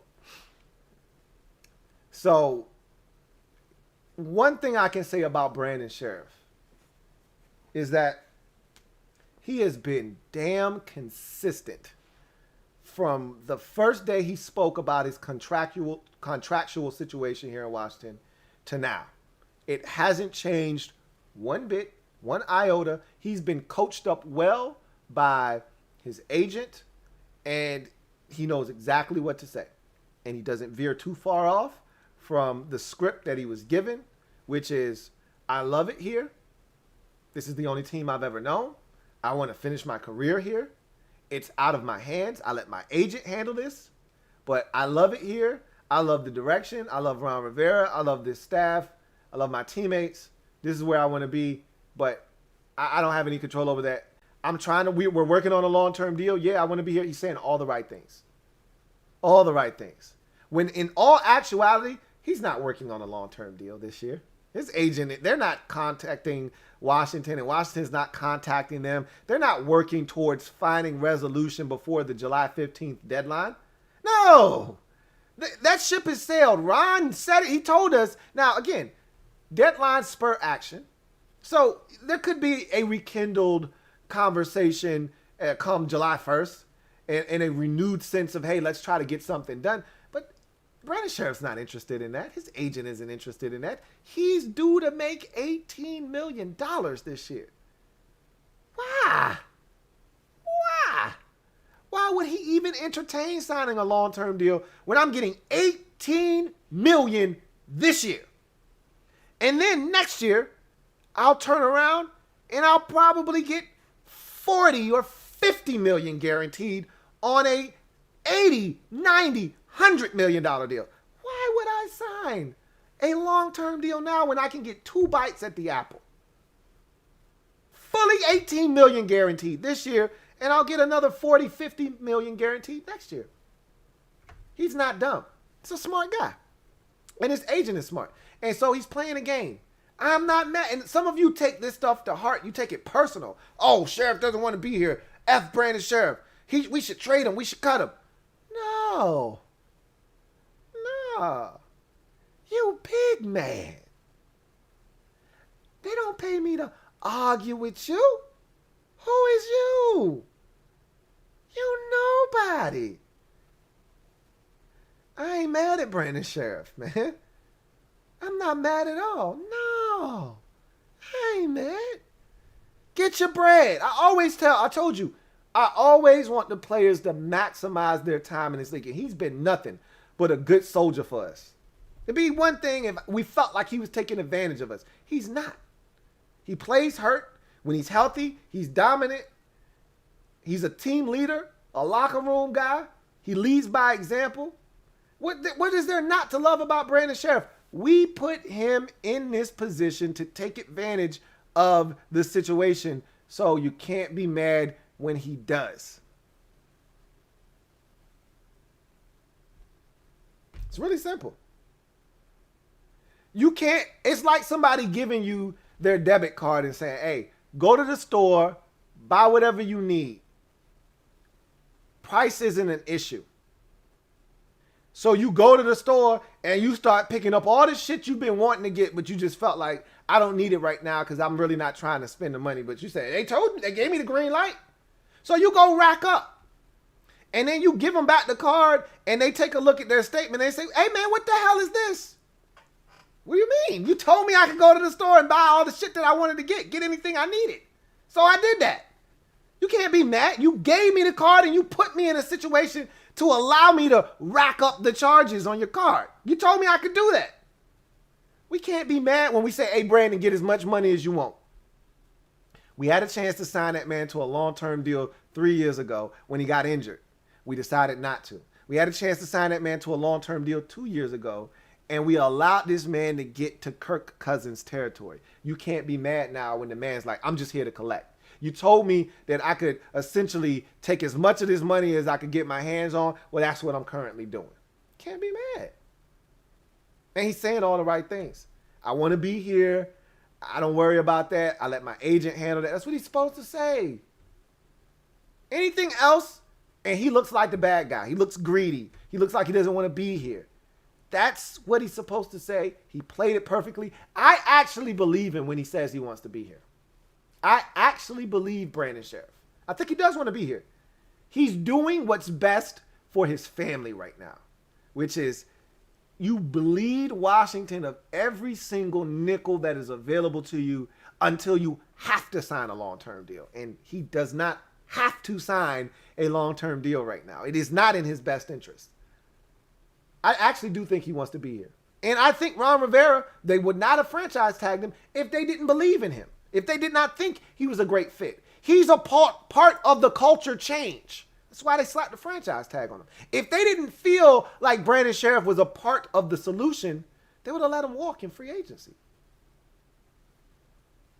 They knew that there was a realistic possibility that they would slap the franchise tag on him and he wouldn't sign a long-term deal. They knew that. They had to know. So that's why we're here. I thought he handled it well, and he strikes me as the same Brandon Scherff that I always see in front of the camera.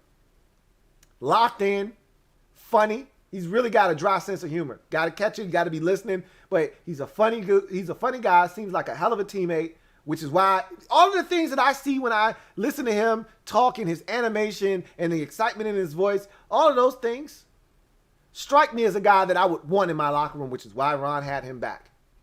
I see why Ron did what he did. Do I agree with it? Probably not. I probably wouldn't have done it. And a lot of you probably wouldn't have done it either. But I'm not there every day with Brandon Scherff. They are. And if you see the interaction, you see this guy. I remember Chris Cooley saying this when he used to be at Redskin Park every day. There's nobody on the team that practices harder than Brandon Scherff each and every single day. Not a single guy. He said him and Trent Williams led by example. They would kick ass in practice every day, going 110%. Whether they were banged up or not, you knew you were getting the best that guy had at practice every day. Those are the kind of guys Ron wants. And he said, my best players have to be the best workers. I just described Brandon Scherff to you. So, at the end of the day, I think Scherff saying all the right things, and I think Brandon Scherff wants to be here. But we'll see what happens next year. But he's here this year. That's what, like, essentially what he said. I can't worry about next year. I'm here right now. And that's what it is. We'll see what happens. John Livingston, thank you for the super chat. Greatly appreciate you. My guy JL Smooth writes, "What up, Lou? Been a minute, but I came right in time to hear you talk about your gunslinger. Don't fall into the trap and get your hopes up." I'm not. I can tell you this. I am excited. I do want to see what he's going to do. But I am cautiously optimistic. That is how I always approach things. I'm a little bit more bullish now that Ron's here because it's Ron's plan. Ron's plan. I am all in on Ron's plan. So at times I will follow Ron blindly. I don't have the blinders on, totally, because I've been duped enough times as a fan to know better. However, I am more invested in Ron and his success than I have been with any coach not named Joe Gibbs over the last 20 years. So there is that. I wasn't this invested in Mike Shanahan. I wasn't this invested in Jay Gruden because I didn't see the tangible results. We saw it with Shanahan in year 3 because I think he got here in 2010. There was 2010, 2011, and then the season with Robert Griffin III. So I thought that we were turning a corner, but that was short-lived. I mean, that shit, as fast as it came together, it fell apart just as fast, if not faster. By the time we got to that offseason, we could tell all in for week 1 was a problem. And it never got any better from that point forward. So you never really got a chance to fully embrace the winning side of Mike Shanahan. Right out of the gate, Ron comes in and we win the division, and he's changed the culture. He talked about it and he did it. Everything that he's talked about, he's done it. He's backed it up with some kind of action. He's taken actionable steps to show us that this is the way. He's trying to lead us to the promised land, and here are the actionable steps that need to be taken. And when you see and this is how you get guys to buy in.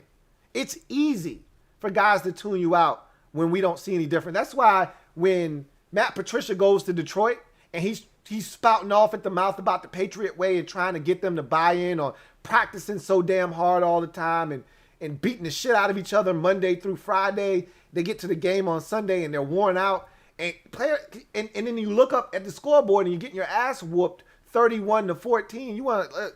I'm not doing that shit. This shit doesn't make any sense. We 1-6, and we out here killing each other in practice, and we getting our ass whooped on Sundays. It's a lot different to get guys to buy in when you look up and on Sunday at 4:27, the scoreboard reads, good guys 31, the other guys 20. Hey, all that shit we did Monday through Friday, it paid off. We got us a dub. We put another one in the left-hand column. Ron did that last year. There were guys that didn't buy into Ron's plan year 1. Guys on the defensive line didn't want to switch up their technique. They loved Jim Tom. How many times we hear, Jonathan Allen talk about Jim Tom? How many times we hear Deron Payne talk about Jim Tom and how they love this guy and his techniques and in the way he coached? He wasn't there. Now you get a different defensive line coach coming in, and Sam Mills trying to tell you this is how you should do it. And they're like, nah, that ain't what Jim Tom taught us. I'm not Jim Tom. This is how, and Ron said this as clear as day when he got here. Do what we ask you to do.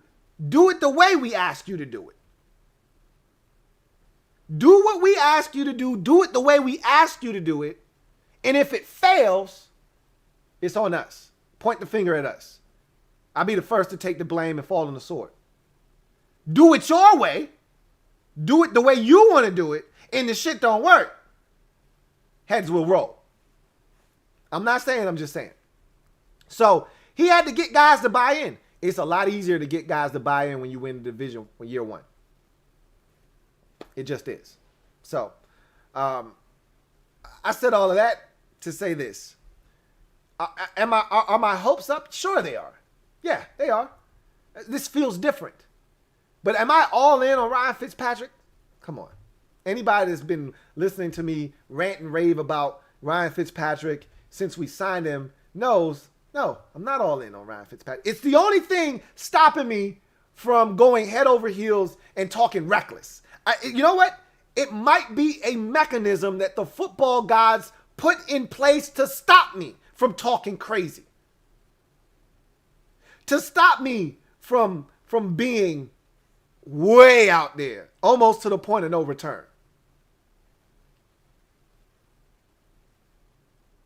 Because it's easy with all of the positivity out there and all the people hyping us up. It's easy to get a big head in this environment.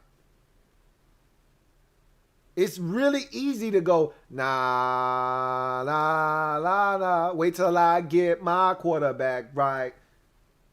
Then you can't tell me nothing, right?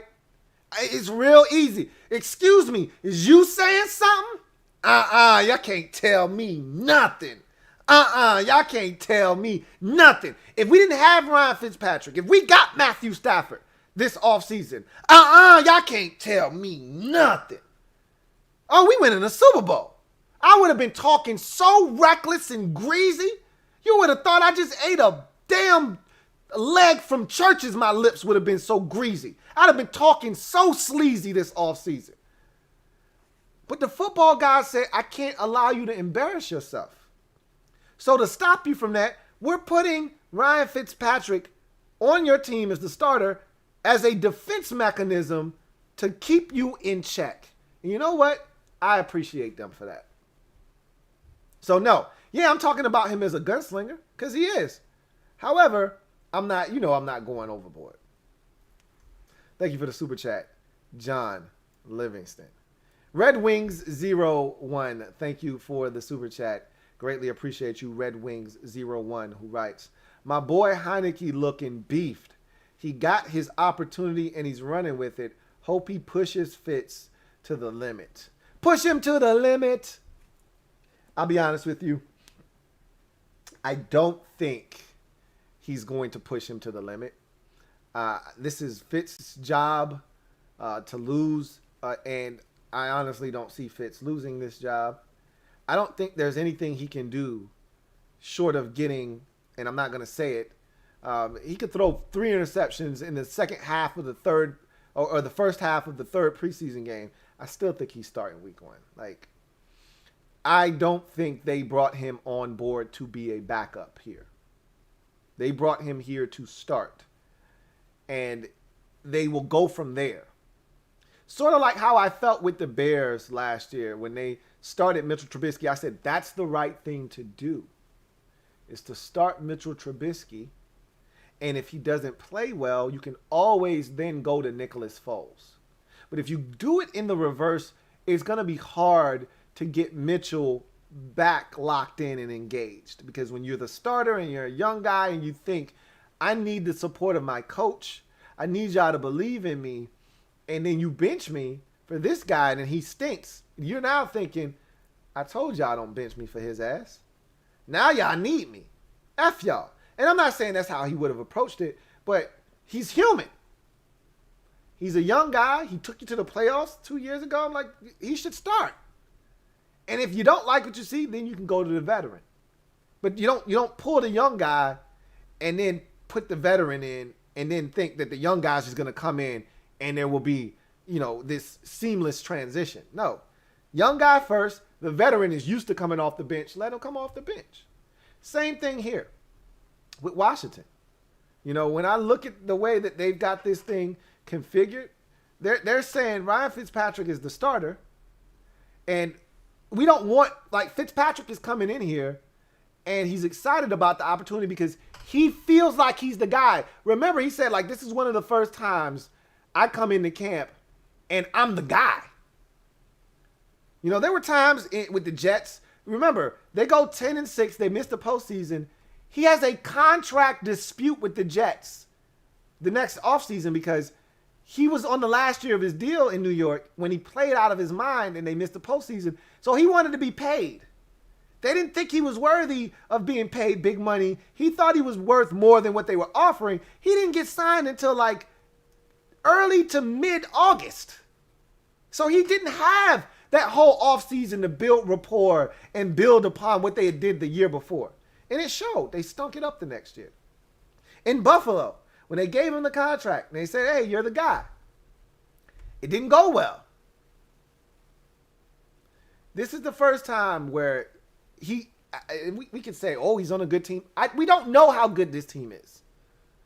We think this team is good. I think this team has a chance to be really good. But we're only going to go as far as A, the defense takes us, and B, Ryan Fitzpatrick. And you could reverse those if you want. Or you can have them be 1A, 1B. The fact still remains, Ryan Fitzpatrick or whomever's that quarterback is going to have to play well for us to have a chance.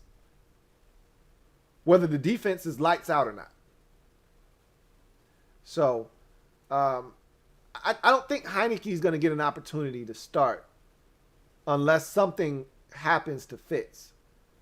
That's the way they drew it up this offseason.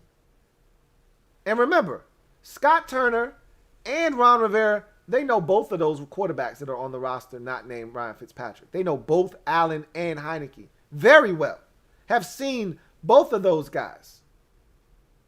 So it's not like they, are turning a blind eye to a guy that played well for them last year. They know these dudes. And that's why they felt the need to upgrade the position this offseason. So, we'll see. I'm glad Heineke put on the weight. I'm excited for him. And I would have loved it if he would have gotten an opportunity. I really would have liked to have seen him get an opportunity. But that's not what's in the cards right now. But he and Kyle Allen have to prepare as if their name is going to be called. Because you just don't know. You know what this league is about. You never know when it's your turn. And with the way that Ryan Fitzpatrick plays the quarterback position, all it takes is one play. So, thank you for the super chat, Red Wings 01. Got another super chat. This one is from Rob U. Thank you for the super chat, Rob U. Greatly appreciate you, Rob U. Who writes, what up, Lou? Just getting in, how much do you think Kendall Fuller will be tested with William Jackson now on the other side? I really think he's going to be tested. First of all, I'm anxious to see what they do with the cornerback position because honestly, it's really going to depend on the growth and maturation of the corner Benjamin St. Juste that they took in the third round. That's really going to determine how they use Kendall Fuller, I believe, because if St. Juste shows them, the things that they got excited about on film in practice and then transfers that over to real game action, and they look at this guy and say, hey, we could put him in opposite William Jackson right now and use Kendall Fuller as a nickel or use Kendall Fuller as a free safety. Like, we could get creative. Then it'll be interesting to see where Kendall Fuller lines up. But let's just go with the assumption that Kendall Fuller is opposite, as you said in your comment, of William Jackson III. Let's just go with that assumption and say that those are your bookend corners. He's going to get tested. It is Kendall Fuller. And why wouldn't teams test him? There were times where he got shitted on last year, where he was roasted last year. The Detroit game, he gave up 2 touchdowns. You could argue the second one, they were in that inverted cover 2. He got over there late, whatever. But there was another touchdown where he just got beat. He just got his ass run by. But I want to say it was Hall, Marvin Hall. Ran right by his ass. There was a game. He got worked against Tampa. I mean, they got elite receivers, but and it's Tom Brady, but he got worked against Tampa a little bit. The Steelers game in the first half, he was terrible. Terrible against the Steelers in the first half. They were giving him work. So teams have gone after him and had some success. He's going to have to be better. That's for sure. I think what they're going to do defensively this year is going to benefit him, though, because I think he's better in press man-to-man, not necessarily getting your hands on the defender or receiver, but rather just being in close proximity to that receiver and deleting the airspace. I think he's a lot more susceptible in press and bail and off coverage. whether it be man or zone. I think he's a lot more susceptible to giving things up when there's just a lot of space for him to hesitate or for him to make a mistake or a wrong read. I think when he's close to the receiver, he does a much better job of playing the man and the ball. So I think with William Jackson on the other side, it's going to give them more opportunities to play man-to-man, and I think that will allow him, I think, to play better. But I think he's going to be targeted quite a bit. Teams are gonna try William Jackson. He's brand new to the conference. So they're going to welcome him to the NFC East, and they're going to welcome him to the team first just to try him out, just to see what this guy's all about. All it's going to take is for him to have a couple of really good games right out of the gate for teams to say, all right, we ain't going to mess around with him. We're going to try his counterpart on the other side and see what he's talking about. So I think he's going to get a lot of work. I do, Rob. I really do. Thank you for the super chat, Rob. You. Joshua Farish, thank you for the super chat. Greatly appreciate you. Joshua Farish, who writes, do you see the NFC East being more of an offensive or defensive division? Offensive division, for sure, because you could argue Dallas, and again, last season, there is no carryover to this year. So there's no guarantee that Dallas's defense is going to be trash and ass-tastic again. However, you could argue they had one of the worst, if not the worst, defense in the league last year. I think the Eagles defensively, they're always able to generate pressure on the quarterback, so that's always going to make them a formidable defense. But, I don't think anybody was afraid of the Eagles' defense last year. The Giants were solid defensively last year, really solid. But they weren't world beaters because they still have issues getting after the quarterback. They hope that they've solved that this offseason with their draft pick, Aziz Ojulari, and some of the guys that, whether they're getting back from injury or, second or third year guys that they're hoping take a quantum leap. Their defense was really solid last year. So you got us, you got the Giants, and the Eagles all can play some defense. But when you look across the board, we think our offense is going to be much improved. We know Dallas has a tremendous offense, probably the best in the division. I look at the Giants, and I talked about them having guns and shit. They got all kinds of weapons, and they're getting Saquon Barkley back, and they added a bona fide number one wide receiver. They go about 4 deep at receiver now all of a sudden. They go from having one guy, in Slayton to now in Shepard, but seemed like he was always injured. They go from having one guy now to 4 guys, essentially, that can hurt you at any given moment. Plus, they got 2 tight ends now. They added Kyle Rudolph. So the Giants are loaded offensively. Yeah, they still got, a question mark at quarterback. But, if Daniel Jones steps up, they could be a juggernaut offensively, potentially. And then the Eagles are the wild card offensively because they got a lot of weapons, but they added Devontae Smith. And it's easy to forget that they added Devontae Smith. It's going to finally properly slot all of those receivers they drafted last year. Guys that they looked at Jalen Reagor as a 1. He's not a 1. But he'll be a damn good 2. John Hightower and Quez Watkins and all these guys that they drafted last year, those are 3rd and 4th and 5th options. Well, now they get to be 4th and 5th options in that offense. So the Eagles could be dangerous. Dallas Goedert is still a hell of a tight end, even though he won't have Zach Ertz with him. Goddard is still one hell of a tight end. Miles Sanders, when he's healthy, and that's doesn't seem to be often, but when he's healthy, man, is he good. So I just see all these offenses having all this talent and thinking to myself, you might have to outscore some of these teams in the division. You might find yourself in a 34-31 shootout with Dallas. You might find yourself in a 30-27 shootout with the Giants. You might have to get to 33 to beat the Eagles. Who knows? So I think it's going to be more of an offensive division personally, but we'll see. I could be wrong. And our defense, Dallas's defense could be much improved. The Giants could, take that next step forward defensively. And the Eagles, they always seem to be consistent on that side of the football defensively. Say what you want about their secondary or their lack of any kind of, dominant player at linebacker, their D-line gets it done year in, year out.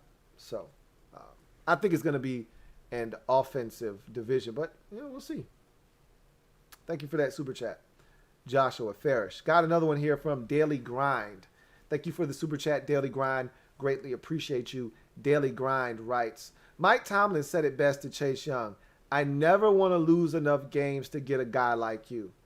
That right there is the epitome of a winning mentality. Like, yeah, would I love to get a guy like Chase Young? Absolutely. But do I want to do what it takes to be in a position to get a guy like Chase Young? Absolutely not. The only reason I was on board, and I told you, I hate the T word with a passion. Can't stand it. It's really not even in my vocabulary. But it was for one season in 2019. Why? Because we were so god-awful that I said, this season, which has been a nightmare that I continue to have to go through, and it seemed like every time I would wake up and close my eyes again, it was another nightmare. And I keep waking up and having the same reoccurring dream. It's a nightmare over and over again. And the 2019 season simply would not end fast enough. I told you guys before the season started, we were going to be bad. Really bad. And I said, we're a dead team walking, and Jay Gruden's a dead coach walking, and all of those things came to fruition. The one silver lining that year is, hey, we got Haskins. I wasn't a fan of his, you know that, but I was like, hey, let's see what the young fella has. At least that gives us a reason to watch every week. And when he finally got into the starting lineup, it gave us a reason to watch. But I said, this team is horrible. And if we're going to be this bad, there has to be some pot of gold at the end of this rainbow. There has to be some silver lining in all the ass whoopings and all the bad Sundays of football that we had to endure. There has to be something that we get rewarded with for all of this bad football we had to withstand all season long and be a part of and watch. And that consolation prize was Chase Young. And so that was the only time I ever said, hey, I want to lose, because winning isn't going to help us in this particular instance. Unlike last year, where winning actually could lead to winning the division, and a lot of you didn't want to hear that, but it was true, and it actually came to fruition. In 2019, it didn't matter. We weren't going to go anywhere, even though when we got that 2-game winning streak late in the season, we looked up at the rest of the division. It was like, hey, if we win this game and, Philly loses, hey, we're right back in it. But we lost that week and Philly won, so it didn't matter. And it didn't need to matter. We were trash. So I said all of that to say this. I never want to be in a position to draft another guy like Chase Young. That's not fun. That's a losing mentality. If you're one of those fans that before the season starts is talking about wanting to go 1-15 so you can get XYZ player in the draft, we can't be friends. Because we don't think the same. We don't run in the same circles. We don't view things through the same prism. I can't even imagine fixing my lips before the first game has been played to say, hey, we need to lose 15 games so that we can be in a position to draft that guy. I can't, even if I think we're going to stink. Every week I'm sitting in front of my TV in hoping we win, especially early in the season before my spirit is broken. And I know that this season isn't going to amount to much, especially early in the year when there's still hope. Oh, you can't tell me nothing. Every week, even though I know we might be outmatched. Why can't we win? Why can't this be our week? I put a clip on IG of Doug Baldwin, who Terry McLaurin said he's been working with this offseason on releases off the line of scrimmage. And I showed you the clip of one of my favorite Doug Baldwin releases, and it just happened to be against us. And I remember when it happened, watching it in the moment saying, my God, he just smoked Josh Norman off the line of scrimmage. And it ended up being a touchdown. I thought we were going to lose the game then. We were up 10-8. We battled. Remember, that was the week we literally took about 12 dudes that had gotten on the roster 2 days ago and flew to Seattle and had a game on Sunday, and we found ourselves. Kendall Fuller had an interception in that game. Their kicker missed like 2 or 3 kicks, and we looked up, and with a minute 40 in the fourth quarter, we're up 10-8. And then Doug Baldwin smokes Josh Norman off the line of scrimmage, catches the touchdown, and they take the lead. And I said, "Oh, we about to lose." And then we get the crazy catch from Quick. Over the shoulder, he gets lambasted, but he still holds on. And then you get the diving catch from Josh Doxson, and then you get the 1-yard touchdown run for the go-ahead score. And the defense holds on, and we beat Seattle in an improbable win. You don't think I was excited? I knew we weren't going anywhere that season. We were all kinds of banged up.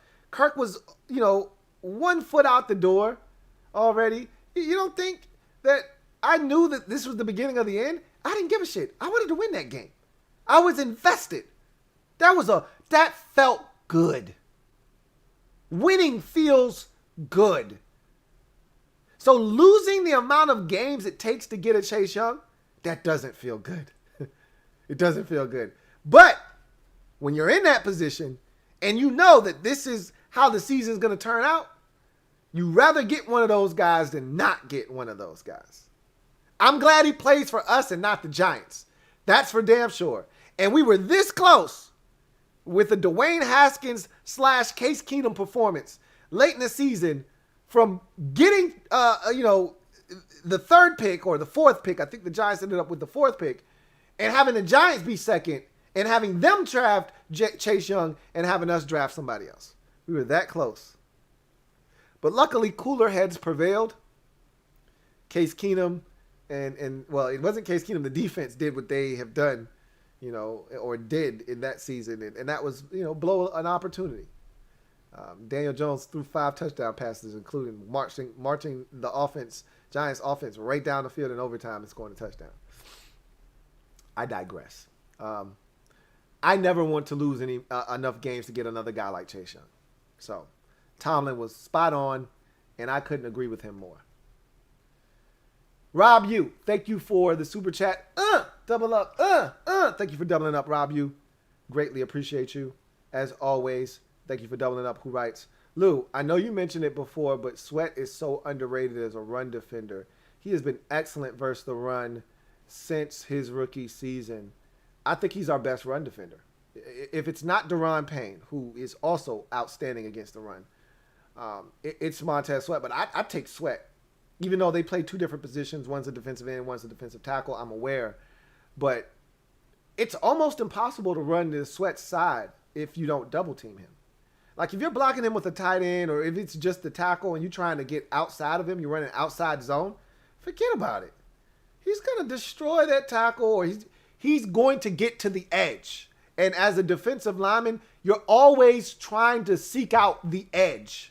Okay, whether you're an interior or an exterior guy, you're trying to find the edge.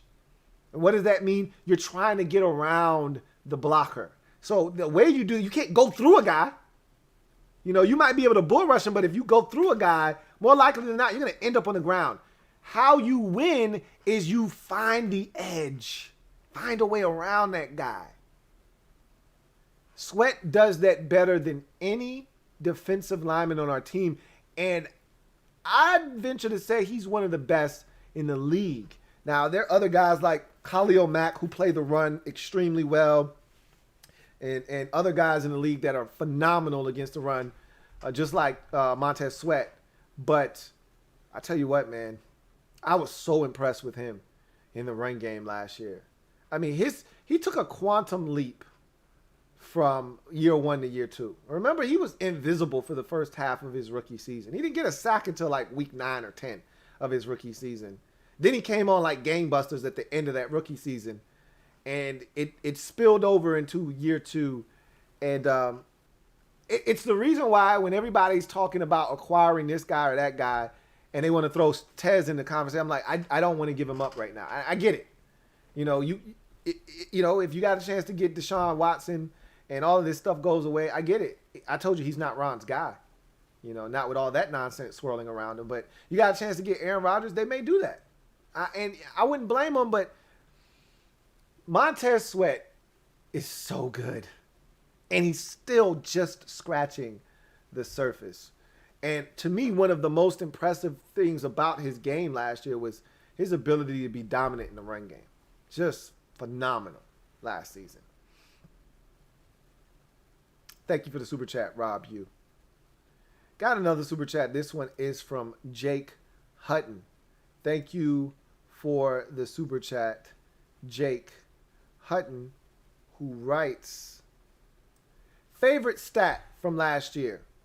The defense averaged giving up 6.1 points in the second half, best in the league. This Del Rio guy seems to know what the hell he's doing. You know what, Jake? That was also one of my favorite stats. Now, I didn't know the exact number, the 6.1. But every week after a game, no matter how slow the start, I would come on the overtime program and I would talk about how we shut the faucet off in the second half again. And whether you're talking Seattle or you're talking Pittsburgh or you're talking Carolina, these were all games we struggled in the first half of, mightily. We gave ourselves a chance in the second half. Philadelphia in week 17, they didn't score a single point in the second half of that game. Now, some of that was their own doing. They could have kicked a field goal that would have tied the game up, and instead they decided to go for a touchdown. But that's not our problem. That's nor here nor there. The bottom line is this defense was lights out in the second half of ball games for the most part last season, especially down the stretch. And it became a thing, not giving up touchdowns or not giving up a bunch of points in ball games. Detroit is another example. Like, they were running us out of the building in that first half. I think it might have been, 21 or 24 to nothing at halftime, or 24 to 3 or something like that. And they were dominating us.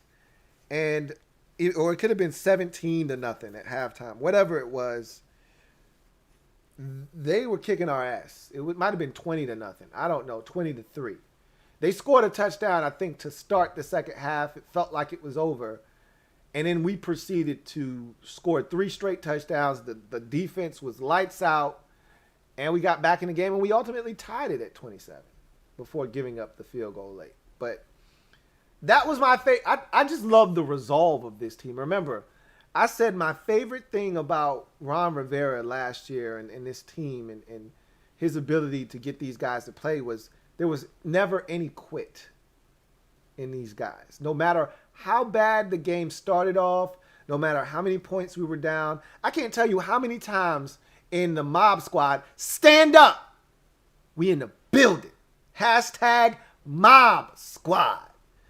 I can't tell you how many times we will be in the mob squad watching the game together and we chopping it up.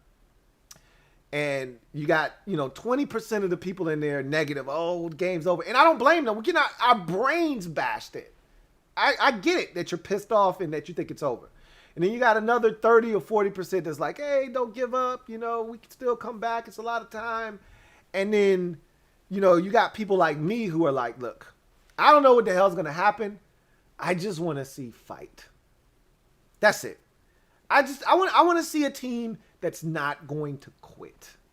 We may not ultimately come back and win this game. We may not even be within striking distance, within a score at any point left.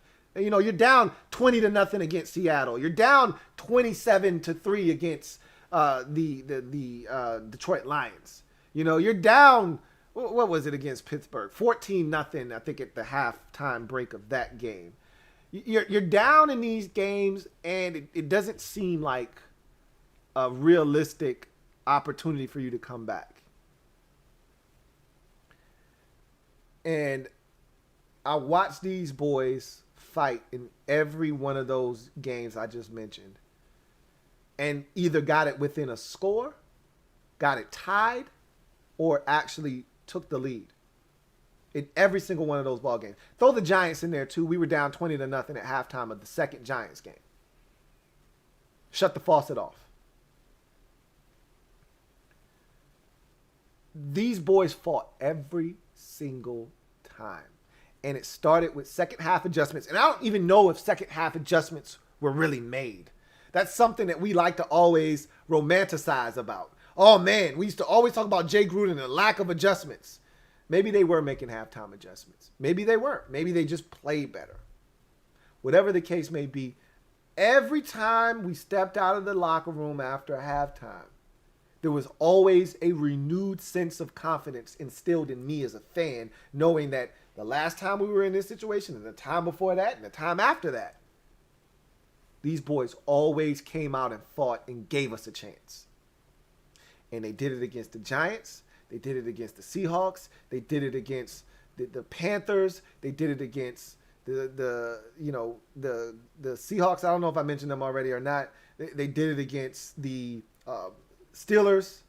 Every time they did it against the Lions. Every time we were in one of those situations, they fought.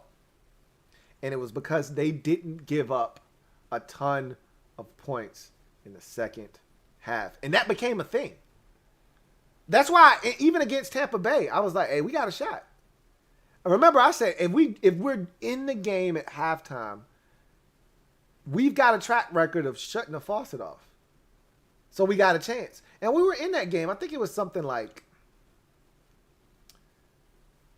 maybe 17-13 at halftime, maybe 17-6. I forget what the score was of that Tampa Bay game at halftime, but whatever it was, I felt like we were in the game. And I was like, hey, we right there. So that was one of my favorite stats too, Jake. You know, I didn't know the exact number, but I just knew we weren't giving shit up in the second half. And I remember it was one point in the season where it was like us and like two other teams that hadn't given up a third quarter touchdown all season. Hadn't given up one in the third quarter. It took a while for that to be a thing for us before somebody got us. We didn't give up many points in the second half. And that stat you just gave us is alluding to that. Thank you for the super chat, Jake Hutton. Rob U, thank you for tripling up. Greatly appreciate you. My guy Rob U writes, any chance Sims Jr. beats out Humphreys? Not a chance. Can he still make the team? Sure. Is there a chance he beats out Humphreys if he's healthy? Not a chance. For one, Humphreys is a legitimate slot machine with NFL experience and numbers to back it up. Steven Sims Jr. is not, or he at least doesn't have the numbers to back that up. Humphreys is a favorite target of Ryan Fitzpatrick, so Ryan is going to get that man looks. He's going to get him to rock. And as we saw with another ex-Tampa Bay Buccaneer in Peyton Barber, Ron Rivera admired Adam Humphreys from afar. You know, Humphreys kicked his ass in the division, and Ron respected the hell out of him, and that's why he brought him here. I don't think there's any way Steven Sims Jr. beats out Adam Humphreys. So, again, anything can happen. I think it'll have to be an unforeseen circumstance that I'm not going, cast light on, and I'm not throwing into the atmosphere, but barring one of those, I don't think there's a chance. Got another super chat. This one is from Jason Files. Thank you for the super chat. Jason Files, greatly appreciate you. My guy Jason Files writes, what up, Lou? It just feels different this offseason. Your serious thoughts on how we finish this year. I won't get into specifics because obviously I'm going to do that later on in the offseason, but it does feel different. But the quarterback position still remains the same for me.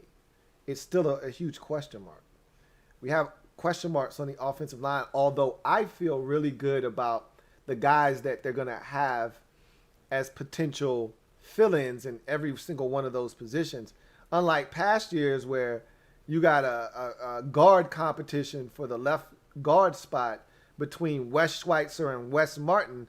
Hard to get excited about that, especially when we didn't know Wes Schweitzer and Wes Martin played his best ball the year prior as a rookie at right guard when Scherff was out. When he was at left guard, he stunk. So, and he ended up stinking early in the season. The very first possession, if you remember, Wes Martin got the start last year. The first possession, he gets mollywopped on third down by Malik Jackson, and Dwayne almost gets sacked. He has to throw the football away, essentially, because Wes Martin gets his ass dump trucked. I mean, did anybody get the plate of that Mack truck that just ran over Wes Martin? And so that's not where we are this time. This isn't, wondering if Donald Penn is going to have to play left tackle. Like, that's not where we are with the offensive line. We got really competent guys that I think can fill in those spots. So there are question marks on the offensive line, how they'll gel and mesh together. Still got a question mark at quarterback, but it does feel different for sure. But we still got to go out and play ball. And that's what it all boils down to. Thank you for the super chat, Jason Fios. Take that. Thank you for the super chat. Greatly appreciate you. Take that. Who writes, I don't think fans understand how bad the 2019 Redskins were. Worst franchise in sports history. To be where we are is incredible. Ron's plan. That's well put. Take that. We were, I think, among the worst run franchises in all the sports in 2019. At that point, I think we were at a real low point.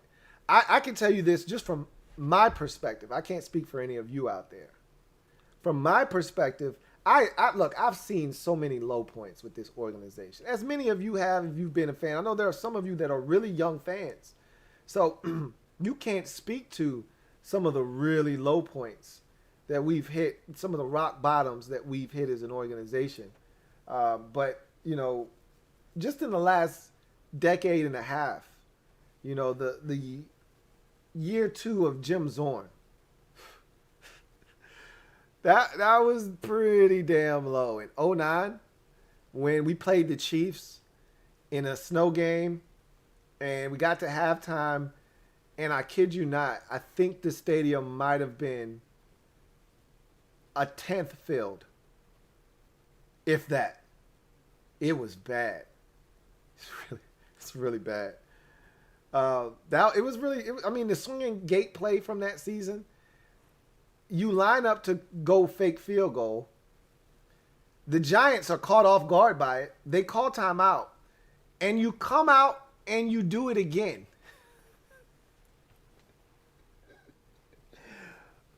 Oh, 2009 was brutal, man. I want to say that was also, it might have been 2008, but I think 2009 might have also been the Marion Barber game. Oh, man, that was brutal. To take that many carries straight to the noodle. I literally watched Marion Barber bleed the final 7 minutes of the clock on one drive down our throats in a game I think that we didn't even score a point in. It was so bad in 2009, but it gets worse. That 2013 season with the bickering between Robert Griffin III and the Shanahans and the articles that would come out like 30 minutes before kickoff every week late in that season? Are you kidding me? It was grotesque. It was disgusting. But it gets worse. 19 was the worst I've ever seen. I grew up with Norv Turner as the head coach. My young, youthful years were spent watching Terry Allen and Ken Harvey lead this team to 4-12 and 5-11 every year. Gus Frerotte and Heath Schuler, Rich Gannon, and John Freeze. These were the quarterbacks lining up behind center for the burgundy and gold. Trent Green And even then, it never felt as bad as 2019. It was a shit show in 2019. It was hard to watch. Every week was hard. And it got increasingly harder until Dwayne got in. At least there was purpose at that point. With Dwayne and Geis, and you just said, okay, at least there's something to get excited about. But it was bad. 19 was bad. And I don't know if I ever recall a Washington team earning the second pick in the draft.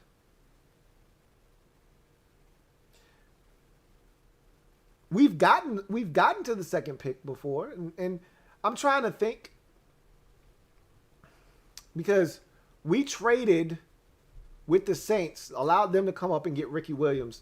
We had to be really high in the draft that year. We really did. But I don't ever recall us being bad enough to earn the number 1 overall pick or the number 2 pick. I know we drafted LeVar Arrington with the second pick in the draft. I think we got that via trade. Like, we traded with somebody, and that's how we got that pick. I don't think we were actually bad enough to be the second pick. I could be wrong.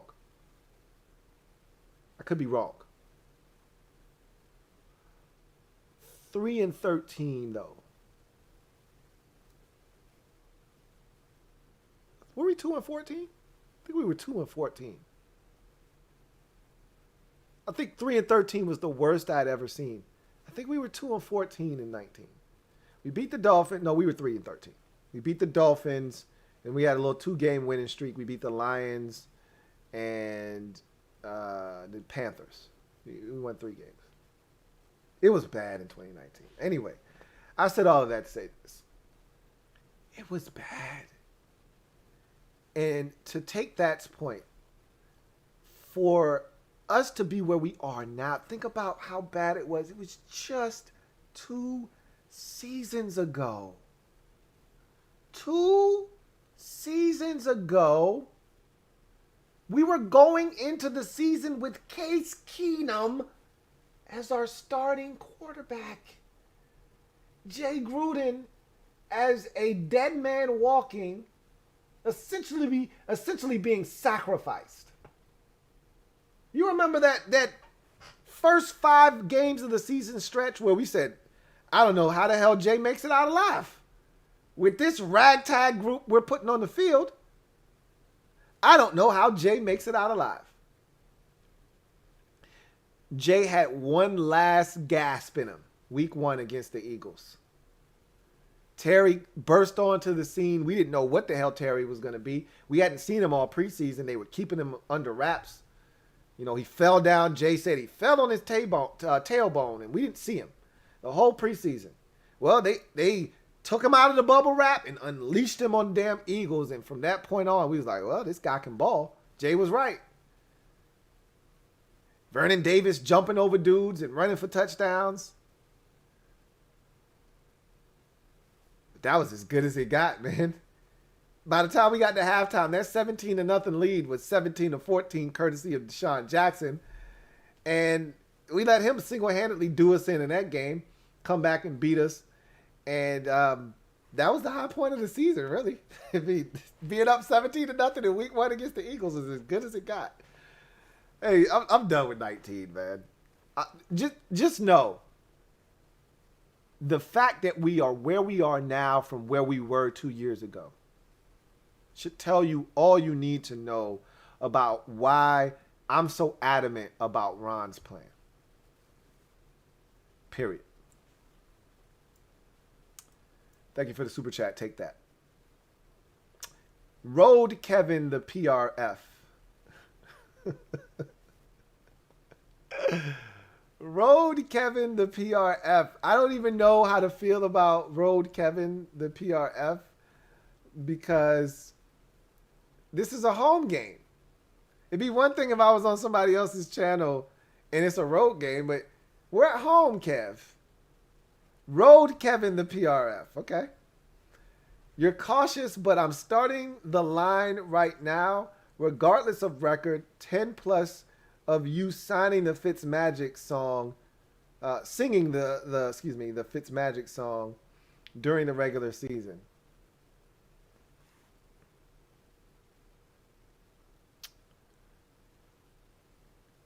I don't think it's gonna happen. But you setting the line at plus 10. I don't know who taking your bet. I don't. I could be singing a song, man. If he's out here balling, you know. I always tell you guys, I'm the first to tell you when I'm right, and you know it. I'm gonna be the first to tell you, but I'm also the first to tell you when I'm wrong. So if the guy is balling, I told you I want to be wrong here. Just like I wanted to be wrong about Dwayne. I want to be wrong. Because if I'm wrong, it's right for the team in this particular instance. I don't know if that's going to happen or not, though. We'll see. I hope I'm wrong. John Livingston, my guy, JL Smooth. Thank you for the super chat and doubling up. Double up. Thank you for doubling up, JL Smooth, who writes, hey, I'll be rooting for him and you guys, but since it's been a while, what are your thoughts on the whole I'm out of here thing with Julio and Shannon? I've done a whole segment on the podcast. I can tell you the exact episode so you can go check it out. It is on episode 162.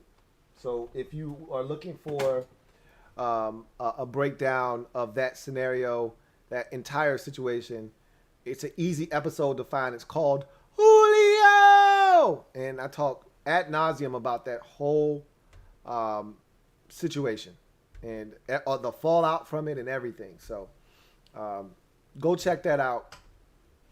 But I had a lot to say about that on the 162nd installment of the Louie T Network podcast. And I know you will be rooting for us and him, more so him, because, you know, you've got a soft spot for Ryan Fitzpatrick and you've let that be known. But you've also said, hey, while I like the dude, he is Ryan Fitzpatrick. And I do acknowledge that as well. Thank you for the super chat, JL Smooth. Got another one here from my guy, John Livingston. JL Smooth, tripling up. Really do appreciate you, as always. My guy, John, writes, I didn't get a chance to ask you what you think of us taking Rousseau and Basham 1 and 2. I love the double dip, but some people really wanted Etienne. I didn't have a problem with you not taking a running back. I didn't think you were going to take a running back. I was shocked that you double dipped at edge rusher.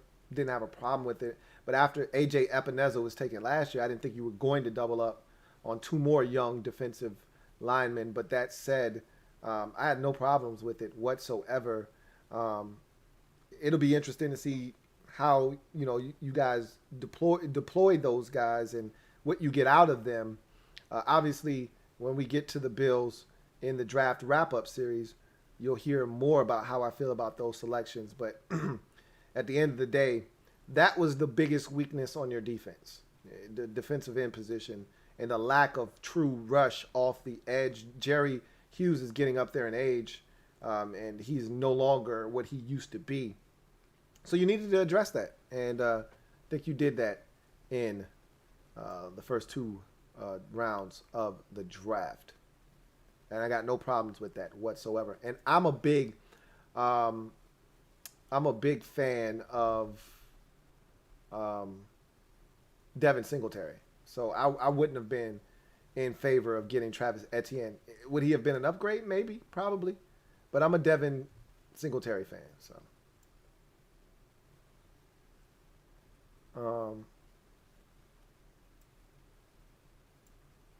anyway, I digress.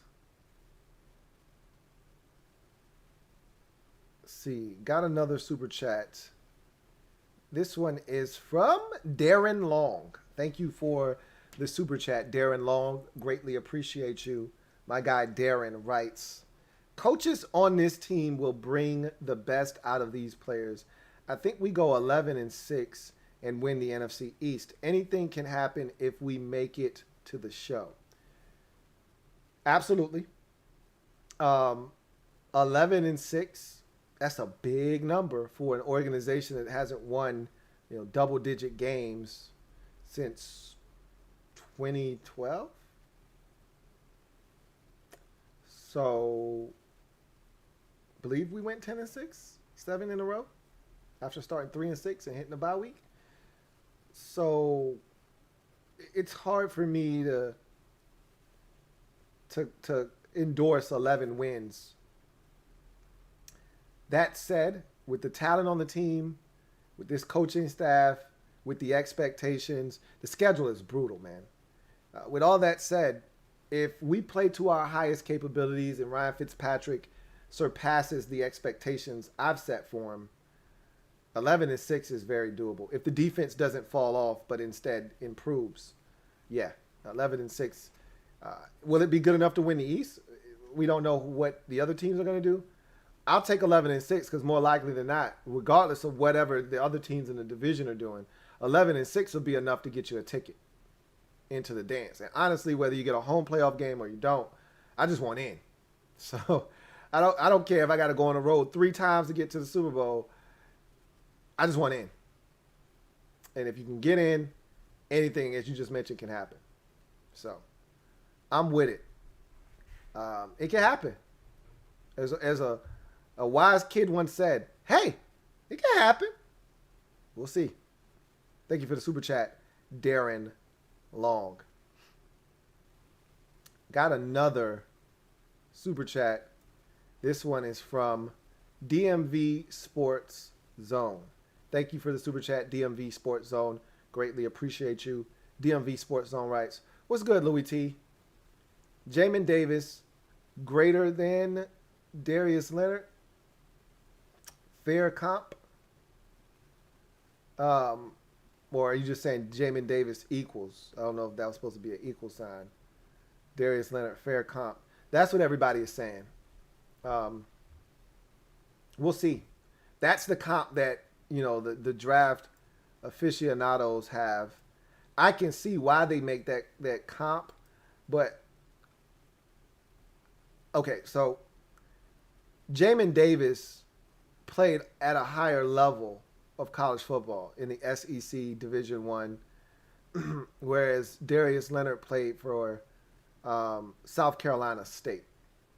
So the level of competition wasn't as great. He was dominant, though. Darius Leonard, I thought should have been a first-round pick. And I think I had him as like my number, 2 linebacker maybe. I can't remember who came out in that draft. I don't know if he might have even been my number 1 linebacker that year. He was so good in college. Jamin Davis just essentially got onto people's radar. Davis is a better athlete than Leonard. Leonard has more instincts. He's a more natural linebacker. He sees it before it happens. That's why last year he said, I'm playing at 215. You can't play at 215 at middle linebacker, but you can when you have the instincts of a Darius Leonard, when you can see it before it happens and get there and beat the guard that's pulling, or beat the center off of a double team or the guard off a double team. Before they can come off that double team, you're already in the backfield or you're already to the ball carrier. I think he can grow into a Darius Leonard type of player. But for me, I don't think he's Darius Leonard. Darius Leonard is special. I mean, first year in the league, he was putting up ridiculous numbers. I don't know if Jamin Davis is going to do that year 1. I just know he's an upgrade, which isn't saying much because we didn't have much at linebacker other than Cole Holcomb last year. But he's an upgrade. And I'm anxious to see what he brings to the table and how they utilize him. But yes, I think he can ultimately be a Darius Leonard type. I don't think he's Darius Leonard right now.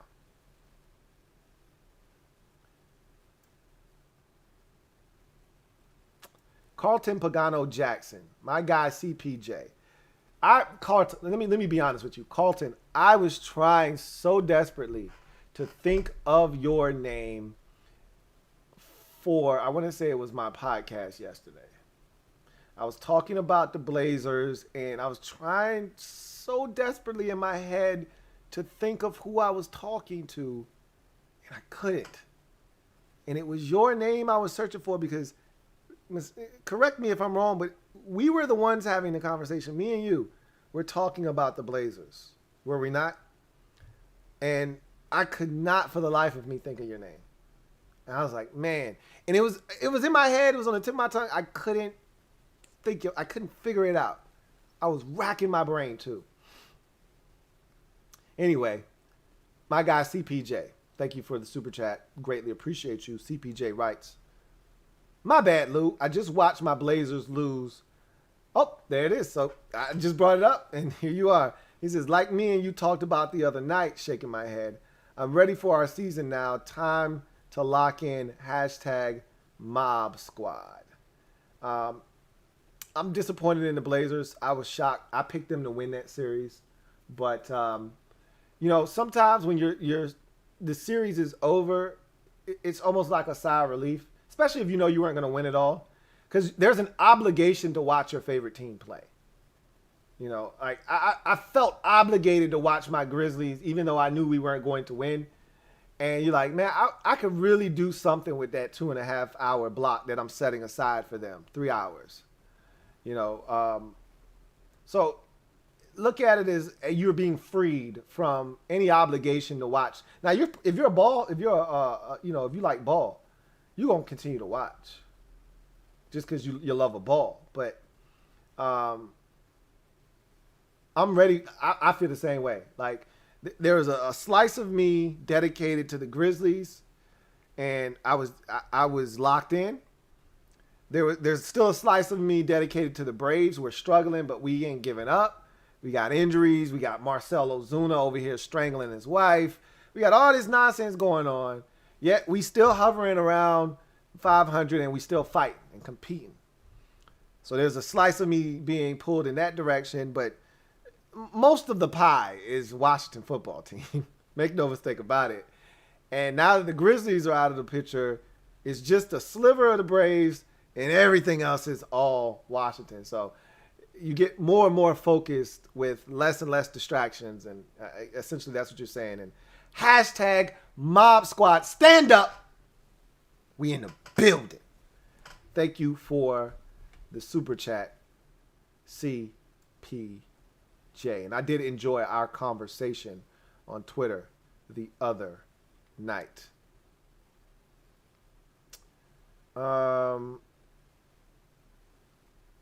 Let's see. Got another super chat here. This one is from Road Kevin the PRF. I still get a kick out of Road Kevin the PRF. Road Kevin the PRF writes, worst for me. Wait, first of all, double up. Thank you for doubling up, Road Kev. Greatly appreciate you. Road Kevin writes, worst for me. I brought up the worst season for me, which was 2019. That was as low as it got for me. And again, as a kid, I sat through some really bad seasons. I sat through Heath Schuler and thinking him coming out of Tennessee, he was going to be the next thing, the next best thing since sliced bread. And I went through all of that stuff. But he says, worst for me, 1993 Redskins. 2 years removed from the greatest team of all time to losing to the 3-0 to the Jets 3-0. I was destroyed. See, let me tell you something. The reason I could see the writing on the wall was that was the first year without Joe. Remember, we won it in 91. Joe came back for 92. We barely made it in the playoffs in 92, but we got in. And then Joe retired suddenly. And so naturally, everybody was like, well, Richie's the next guy up. So Richie Pettibone got a shot.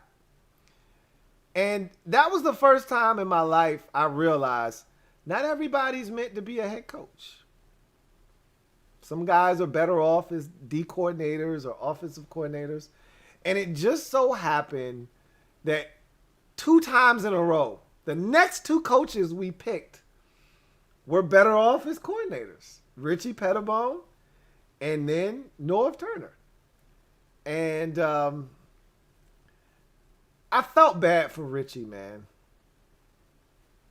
Because it's almost like he didn't get a fair shake. But he was in over his head. And remember, he was set up for failure. That's part of the reason Joe left. You know, there were health concerns with Joe. Joe was always all in. You know? Remember when they asked Joe about Iran-Contra, and he was like, what the hell is that? Is that a name of an album or something? Like, he didn't know. It's the biggest story going on at the time, and Joe Gibbs is so fixated on Washington. He had no clue what the hell the biggest story in the world was at the time.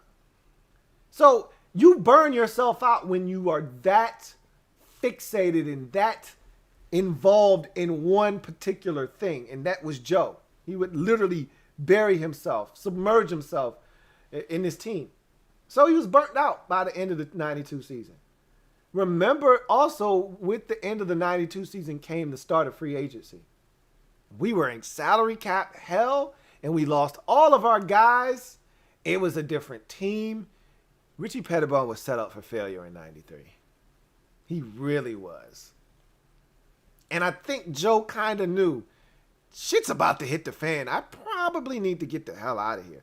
And remember, we were this close to getting Bill Parcells. This close to getting Bill to come here. And instead, I think he took the job to become the head coach of the Jets or the Patriots. One of the two. He ultimately ended up in New England, and they went to the Super Bowl. But we almost got Parcells to come here. Who knows what would have happened if he had. But it was definitely a shitstorm in 93, and you kind of saw it coming. It was the perfect storm, honestly, for us to fall on hard times. Anyway, I digress. For me, 2019 was still far worse. And you know, the reason why 19 is worse for me than 93 was, and this is me speaking from my experience, not yours. We, like you just said, we were 2 years removed from the best team in franchise history. So in your mind, you could say, all right, free agency hit. Maybe made a wrong choice as a head coach. We get the right guy in here and we can turn it up and get back there. We were still that close. In 2019, there was no hope in sight. If Ron Rivera doesn't take this job and Kevin O'Connell had to be our next head coach or some bullshit like that, somebody that doesn't give, we could easily be Cincinnati with Zach Taylor as our head coach right now. Like, the Bengals aren't excited about Zach Taylor as their head coach. They didn't have a choice. Nobody wanted the job. So they had to hire some young upstart that had ties to Sean McVay. Because that's what everybody was doing at that time. Hey, you know Sean McVay? You get a job. And you get a job. And you get a job. We could have been that team that hired some rando to take our job. But Ron chose us, and I can't state that enough. And I always say, we didn't pick Ron. Ron picked us. And I'm so glad that he did. But 19, to me, was way worse. But I can't tell you what your experience is. So 93 was a lot worse for you than it was for me. I got another super chat here. This one is also from Road Kevin. Or this one is just from Kevin the PRF. Oh, I love it. Thank you for the super chat, Kevin the PRF. Greatly. Oh, the humanity. I love it. It's beautiful. Let me read this comment. So, I just read a comment from the Road Kevin PRF. And I said, well, what is this Road Kevin about? This is a home game, bro. You at home, you should be wearing the home garb, not the road unis. And apparently, he's a KD type out here with secret accounts and burner accounts So when he goes on the road, and he's not hiding, unlike KD, he's not hiding because if he were hiding, it wouldn't be anything associated with Kevin the PRF. But he just said, I'm road Kevin. I'm not at home.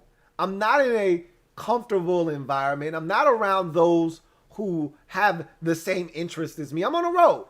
I'm a road warrior. So I'm taking the Kevin name and I'm taking it out on the road. So I said, well, what's up with this road, Kevin? This is a home game. Well, he fixed it and he says, is it fixed now? Yes, it is. I was lurking on L.B.'s channel earlier, musing over the second coming Jalen Hurts. Oh, and their defensive line is better than ours. So that's the story behind the road Kevin PRF. You were over on L.B.'s channel lurking. Hey, I got no problems with it, man. I told you, I love LB. He's my guy, but he's such a homer. And if he thinks Ryan Kerrigan's going to come over there and make them this dominant, unstoppable force on their defensive line, okay, have at it. And it's hurt season over there for him. Let him have it, man. He'll be talking about how much it hurts this season by about week 9 or 10. And they'll be turning around looking at Jamie Newman like, hey, you ready yet? At about the midpoint of the season. And when we get there, we'll all laugh at him. And we'll have a nice giggle at his expense. But until then, let the man enjoy Hurts season. Let the man talk about how their defensive line is this. And he'll pull out the sack number from last year and, you know, all of that good jazz. We were this and that, and sacks. That's great. One of our best quarterback baggers didn't even play 14 games last year. So for whatever that's worth, it is what it is. We still were among one of the best in the league at getting to the quarterback, despite having some injuries up front. Nobody cares. They got a bunch of sacks last year. That's great. He's adding Kerrigan, so he thinks that's going to make them even better. Knock yourself out. I'll take my D-line over yours any day of the week. Thanks. So that explains the road Kevin PRF. Thank you for the clarification. I needed that. I really did. Got another super chat. This one is from Carlton Pagano Jackson, my guy, CPJ. Double up. Thank you for doubling up, CPJ. Greatly appreciate you as always. My guy, CPJ, writes, my pleasure, Lou. Those convos will continue to happen, LOL. By the way, I received the baddest t-shirt out right now in Ron's plan. Appreciate you, Lou. I'll send a pic rocking the merch. I can't wait to get it. I'm so glad. You're the third person tonight that's told me that they received their shirt and that it's dope and that they love it. And that is something that warms my heart to hear that. I want to give a shout out to my guy, Mike, over at the Print Champs for doing such a phenomenal job with that. And I'm so glad that you guys enjoy the merch. And there's more where that came from. And I really do appreciate you guys supporting the movement. And I'm so glad that you love the product that you have received. And I look forward to chopping it up with you as well, CPJ. I enjoy those conversations. Got another one here from Chilled Dude. Thank you for the super chat, Chilled Dude. Greatly appreciate you. Who writes, hey, Lou, sweet show. We have lost a lot of talent coach-wise, but Rivers is steady. In that back seat with you on, the seatbelt on, let's keep building. And that's essentially how this goes. You're going to lose talent. You're going to gain talent. And you're hoping that the plus minus ends up on the plus side of things in terms of losing guys versus adding guys. Yep, you lose a Ronald Darby. You lose a Ryan Kerrigan. You move on from a Morgan Moses. Yeah, you've lost some items for sure.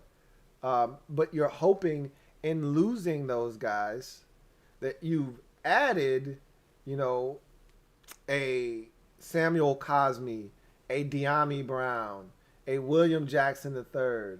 You lose a Alex Smith. You hope that you've added a Ryan Fitzpatrick, and all of those outweigh the losses, and you end up on the positive side of that plus minus equation. So we'll see how it goes. But that's the nature of the beast in the NFL, which is why everyone, including myself, acknowledges that in order to have a chance at sustainability and being a triple P, you need to be able to find the quarterback that's going to be able to give you that. Because with all the parts changing around, the one thing that usually remains the same if you've got an elite signal caller is that quarterback. It's the reason that the Seahawks can have the Legion of Boom, they can have Marshawn Lynch come and go, and they still make the playoffs almost every year. Why? Because they got Russell Wilson. It's the reason why there can be so much change in Green Bay, from Jordy Nelson and Randall Cobb and Donald Driver and Greg Jennings, and all these guys come through there and have all these statistics, and then you get these new wave of guys in here, and you go from a defense that's not good to one that's really good to then not good again, and an offensive line that stinks, but they still make the playoffs. Why? Because they got Aaron Rodgers. When you got that guy, you can almost withstand anything. So we lost some things, we gained a lot of things, but we still don't have that one piece. If we can get that, it changes the expectations of this organization and what we could be. Thank you for the super chat. Chilled dude. Got another one here from Condoleezza Perry. Double up. Thank you for doubling up, Condoleezza Perry. Greatly appreciate you. Who writes, any concerns about DN depth, especially with HBK departing? Yes, that linebacker is my number one concern with depth. We're so good at defensive end with our starters that I really don't want those guys off the field all that much. So I'm not as concerned, but I am concerned. And I've said that already. I've voiced my concern about defensive end and the lack of depth behind those guys. That said, if we stay relatively healthy, we've got nothing to worry about. But we know this league and we know how things happen. If anything were to happen, you're hoping James Smith-Williams takes a step forward. You're hoping that I'm banking on Shaka Toney being, I'm going to tell you who I feel like he's got a chance to be. I view Shaka Toney as Shaq Barrett. Similar size, coming into the league, similar body type, similar ability. Shaq Barrett was behind dominant players early in his career, so he was a rotational depth guy. He learned so much from playing behind Von Miller and DeMarcus Ware and Shane Ray that when his opportunity came, he took full advantage. He parlayed that into a one-year deal with Tampa, and then parlayed that into a franchise deal with Tampa, a franchise tag with Tampa, and then a big contract with Tampa. So I said all of that to say this. I am worried about the depth, but I do like some of the young pieces. And I joke, I kid. You know, I talk about how I don't want to see the Stanford defensive end in the game. But yeah, he was a rookie last year. You know, I only didn't want to see him in the game because I wanted to see Chase Young and Montez Sweat in the game. That said, he might not actually be terrible. There may be more depth there than I'm giving credit. And then, you know, they drafted William Bradley King. I'm not the biggest fan of him, but he's got a relentless motor and he's going to fight. And he may ultimately make this roster as well. So the depth, I'm not as worried about it because they addressed it via the draft.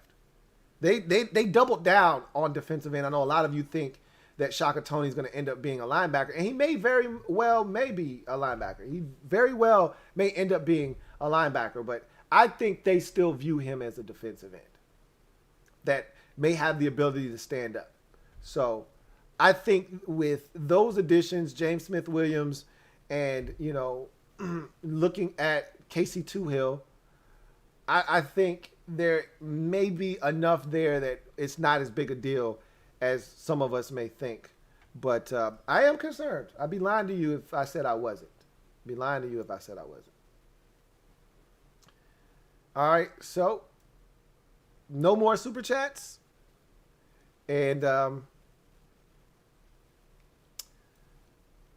I think we've been at it for 3 hours, almost 3 hours. So, yeah, I think that'll be it. We'll call it a night. I really do appreciate you guys and all that you guys do, chopping it up with me for these streams. They can be long sometimes, and I can be long-winded. I can go off on a tangent and have a non sequitur from time to time. But you guys always rock with me. You bear with me when I'm going off on a tangent. The question started here. I end up somewhere way over there and then try to circle back to the question at the end. And you guys always rock with me regardless. So I appreciate you for that. That said, we're going to glide to the side and go ahead and get out of here. And you guys can get back to your regularly scheduled programming, whatever that may be. Whether that's NBA playoff basketball, that's NHL hockey, some baseball, whatever is your thing. But I thank you for joining me. I am a Washington fan, etched in burgundy and gold. My Washington spirit will never die. Washington spirit will never fold until we meet again. Hail to our beloved Washington football team. I got a comment here from Metaphor. Thank you for the super chat, Metaphor. Greatly appreciate you. Who writes, condolences to the Wizards. Time for HTT WFT. Ron's plan. Look, the Wizards were just happy to be there. The fact that they got in after being 15 and 31 or whatever they were to get to where they ultimately were and into the postseason. That was a hell of a job. So they made it. We'll see what that means for them in the future, but they didn't get swept. So that's a positive because they easily could have got mopped up, but they found a way to win one, avoid the brooms. Good for them. With that said, I want to take this time to thank every single one of my mods. I don't want to understate this. You guys are so important to these streams, and I can't thank you guys enough for your dedication and all of your help. So thank you to the mods out there. Thank you to everyone in the chat, super chats, those who didn't but participated in the chat. I value every single one of you guys. That said, I am going to glide to the side. If you haven't already done so, one final time, please subscribe to the Louie T Network for more great content. Turn on the notification bell so you don't miss a thing. Also, hit that like button on the way out. We're over 200 likes. Really appreciate you. Great job, mods, for making sure that they are hitting those that like button. That said, I'm going to go ahead and get out of here. Get off the bench. Get in the game and kick it with me, your man Louie T. Until next time, God bless and good night. LouieTeeNetwork.